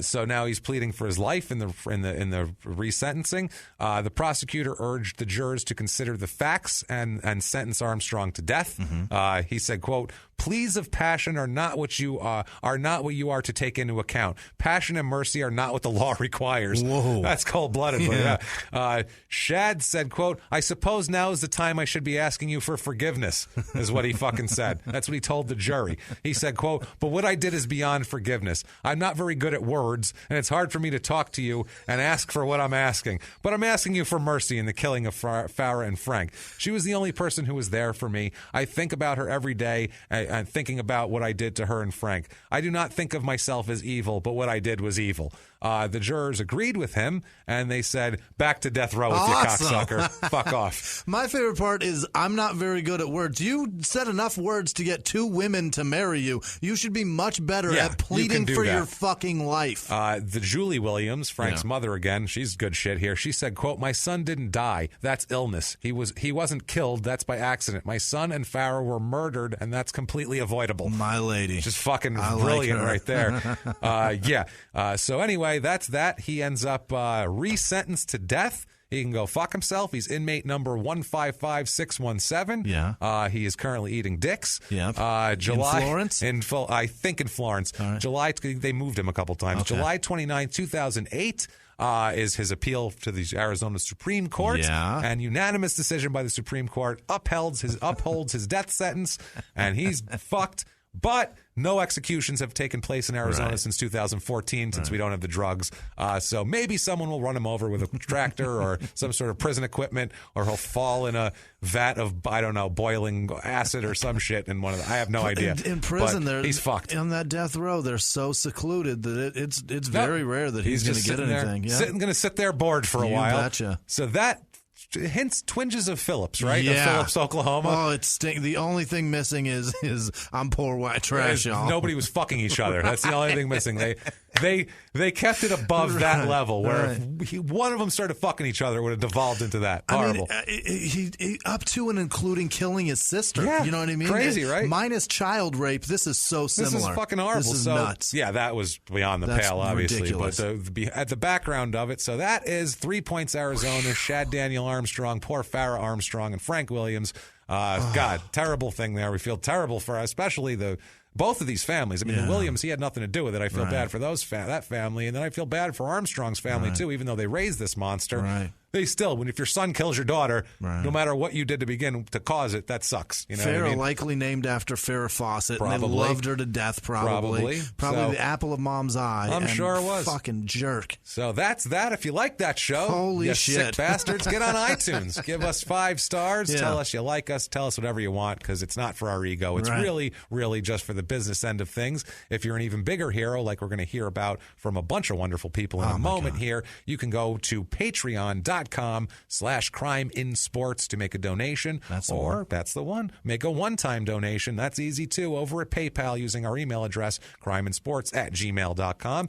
You want to follow the show on social media? That's not a problem either. Twitter @MurderSmall, Facebook.com/smalltownpod. Follow us there. We have a lot of fun. It's a good time. Jimmy, why don't you hit us with that fantastic list of my favorite people? Let's do it. That's real. These people, you guys, every week do amazing things for us, and we can't thank you enough. Executive producer Jess Landgren, Chrissy Ann Cristaldi, and Sarah Gilbo, thank you guys so much for continuing to be just fucking are the best. Outstanding, outrageously supportive people. Thank you so much. Dana Grayson and the Crime and Sports Facebook group, thank you guys for being what you're being. It's so fun to watch that stuff expand and grow. You guys, we love watching you guys interact. Yeah, it's great. Fucking amazing. It must be like when people get like those ant farms, and they're like, "Hey, look, they're getting along. They're building shit." Yeah, look, not that you're our ants, but like we're watching from afar because we have nothing to do with it. So it's fantastic. Pretty cool. Thank you. And Dana, thanks, brother. I appreciate your help. No doubt. Vanessa Morgan Jones, Ted Cyrus, Kelsey Ruggiero, Ruggiero. Is it RUGG? GG. Yeah. Ruggiero. Yeah. Okay. All right. That's an Italian last name. I'll help with those. Tasha McCoy, Kurt Vogely, Jake LeBeer. Thanks, brother. I appreciate it. That one, he's been around for quite a while. Thank you. Thank you, Megan Smith. She's fantastic. Thank you so much, Megan. Sarah McCullough, Christina Womack, Dina Jones, Susan Mannon. Did I get those ones? Yes, I did. Dan Rogers. He's been involved cool a shit. lot. Thanks, Him Dan. and James Cook. Both of you. Thank you so much. Yeah, thank you, Sierra guys. Nelson, Linda Engine, and Jesus, Engebretson. That's not so hard. Karen Lewis, Araya Strauss, Jacqueline Hall. Thank you so much, Jacqueline. Nathan Blaine, Paul Roost. He's the one that does those fucking memes. The memes. He's fantastic thanks, man. at them. Thank you so rock, much, dude. Paul. Ashley Boxler, Emily McCabe, Dominic Petrillo. He's the blind guy he sent the one of the Jake the Snake. Yeah, we're gonna go with Petrillo on that. By the way, his name's Dominic. He's probably Italian. He's not Mexican, so the L's are going. I've been called Pietragallo many, many times since I moved to Arizona. Petrillo. Right. Dom, thank you so much, man. I appreciate it. Thank you, Dom. We love you, brother. Gregory J. Cuimo, Cuima. Gregory J. Cuima. I like that. Cuima. I don't. Either way, they got you Jesus. good. Brandon Crowder, Michelle Jolly, Ryan Baylor, Liz Kaza, Amanda Fuck Chow. It's just Chow. Amanda Fuck Chow? Yeah. Wow. That's an aggressive. Amanda Fuck Chow coming for that ass. Kathleen Thill, thank you so much, Kathleen. We'll see you over at Stand Up Live next week. That's going to be fun. John Brunson. Is it Brunson? Brumson. Is it an N? That's an N. John Brunson. Abby Smith, Lucas Wazalowski, Stephanie Grout, Jesse Hartman, Mojave, Stacy Lauer, Shane Rayleigh. Thank you so much. She's been around quite a bit. Yeah, too. thank you. Shane. Dan Hovarth, thank you. Horvath. Fuck Chow and Horbath. You're batting 1,000. Thank you, Dan. Thank you. Under the Sea Fabrics. I don't know what that is. Google it and give them some help. Nicole Dainzer. Dainzer. Nicole Dainzer. Kristen Alexander. Fuck my. Okay, Kristen Alexander. Autumn Allen. Emily Tincher. Yes, Emily Tincher. Mike with no last name. Emery Magaha. That sounds right. Ashley Dawn. Kelsey Munoz. Thank you so much, Kelsey. Nicole Peterson Green. Jackie Burrows Anderson. Adam Shawesh. Kelly Walsh. Jennifer Barron. Catherine Perry. Caitlin Minguez. Leah Egan, the Egan sisters. She got a raise at Those at crazy work. Egan girls. We love you guys. Fantastic. Thank you. You guys Thank rock. you, Leah. She negotiated a raise at work, by the way. Kick-ass. I've Good for never you. been able to negotiate my own fucking raise. That's right. You've had a job where you get 3%. Right. And that's They're it. like 3%, get the fuck out of here. If you're lucky. Right. Cheyenne Flying, Evan Schmoll, McKenna Camille Martinez, Morgan Lee, or Leah. L-E-A. It could be Lee. Could be Lee. We don't know. Randy Ginn, or Gin. It's G-I-N. That's just gin, right? I would think, like the booze. Right, exactly. Teddy Donnelly, Jacqueline Hall. Again, she went to Patreon and over at PayPal. Wow, thank you so much, Jacqueline. Kyle Balco, Lindsay Sage, Noah Satizabal. Fucking, that's a brutal last name. Dan Shodel, Angie Moxie, Captain Surly, he upped his donation. Thank you, Captain. Barrett Morehouse, Kimberly Cooper, yes. Rima Sanders, Buck Broadhead upped his too. And Buck, you're a fucking hero. Thank you so much. Matthew Madigan, Jessica Bertain, Mysteries and Urban Legends podcast. I don't know what that is. Google it or just go to the podcast. It's in there. Check them out. Mysteries and Urban Legends. Fleece Pittman, Vegas Matt, Phil McCracken, you son of a bitch. Jane Greaser, Mike McIntosh, either way. Kara Teague, David O'Neill, Peyton Todd Meadows, Ben Armstrong Mall podcast, M-A-U-L. Go listen to that one. Netta Marie, I forgot how to say this. Velcheva. Yeah, Velcheva. Valcheva. You said that two different ways. I remember how to say this, and you said it two different ways. Right. That's because I don't know. She's She's in New York, though. I don't know what I'm doing. And we're gonna hang with you, Ned. I can't wait to see you. Can't wait to meet you. She already is. Keith Wyrick, Rebecca Elner, Alejandra Rivas, Nathan Nolte. He upped his donation. Thanks, Nathan. Tim Kwiatkowski, Rebecca Copeland. Fuck, it's C-O-U. It could be couple and. Cope or cup. That's a tough one. Sarah Blum, Pro Wrestling Scorecards. I think that's a podcast. Bronwyn English, and then Krista Hollenbeck. Thank you all. Thank you guys so much for being so fucking amazing. We can't do this without each and every one of you. And seriously, that's real. We can't say it we enough. Really can't. We love you guys. Thank you. If you knew exactly how true that is, you'd be sad for us. But it's actually very, very true. It's insanely true. That we need you guys, and we thank you profusely. It's invariably true. Thank you guys. So much. We mean that too. You guys are amazing. We can't do this shit without you. We really can't. If you knew it's how much 100% true. Did you listen to this episode? Did you hear something in it that wasn't there, like commercials? Right. All There's those a fucking reason. There's none of them. Right. Yeah, the one ad for the show, that's a promo. We don't get paid for that. Right. That's just a favor for the network. You shake a hand, they shake yours. They promo our shit on stuff. We promo their shit on whatever it is. But we have no fucking ads. Right. No one's selling ads for some fucking reason. Right. So guess what? Thank you. You guys are the only way doing it. That make this even for me not to just say, fuck it, I'm going to sleep for the next couple of weeks until these cocksuckers get us some ads. Because I'm fucking tired of this shit. It hurts. But it's fine.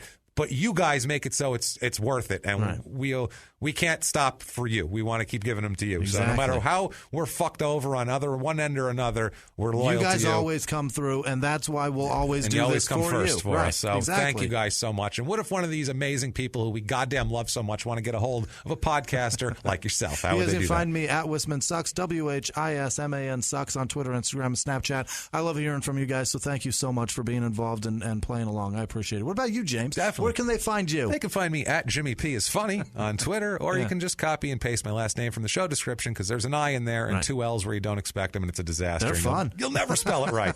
So just do that. Keep coming back each and every single week, because we'll keep coming back. Goddamn you know right. that. So until next week, everybody, it's been our pleasure. Bye.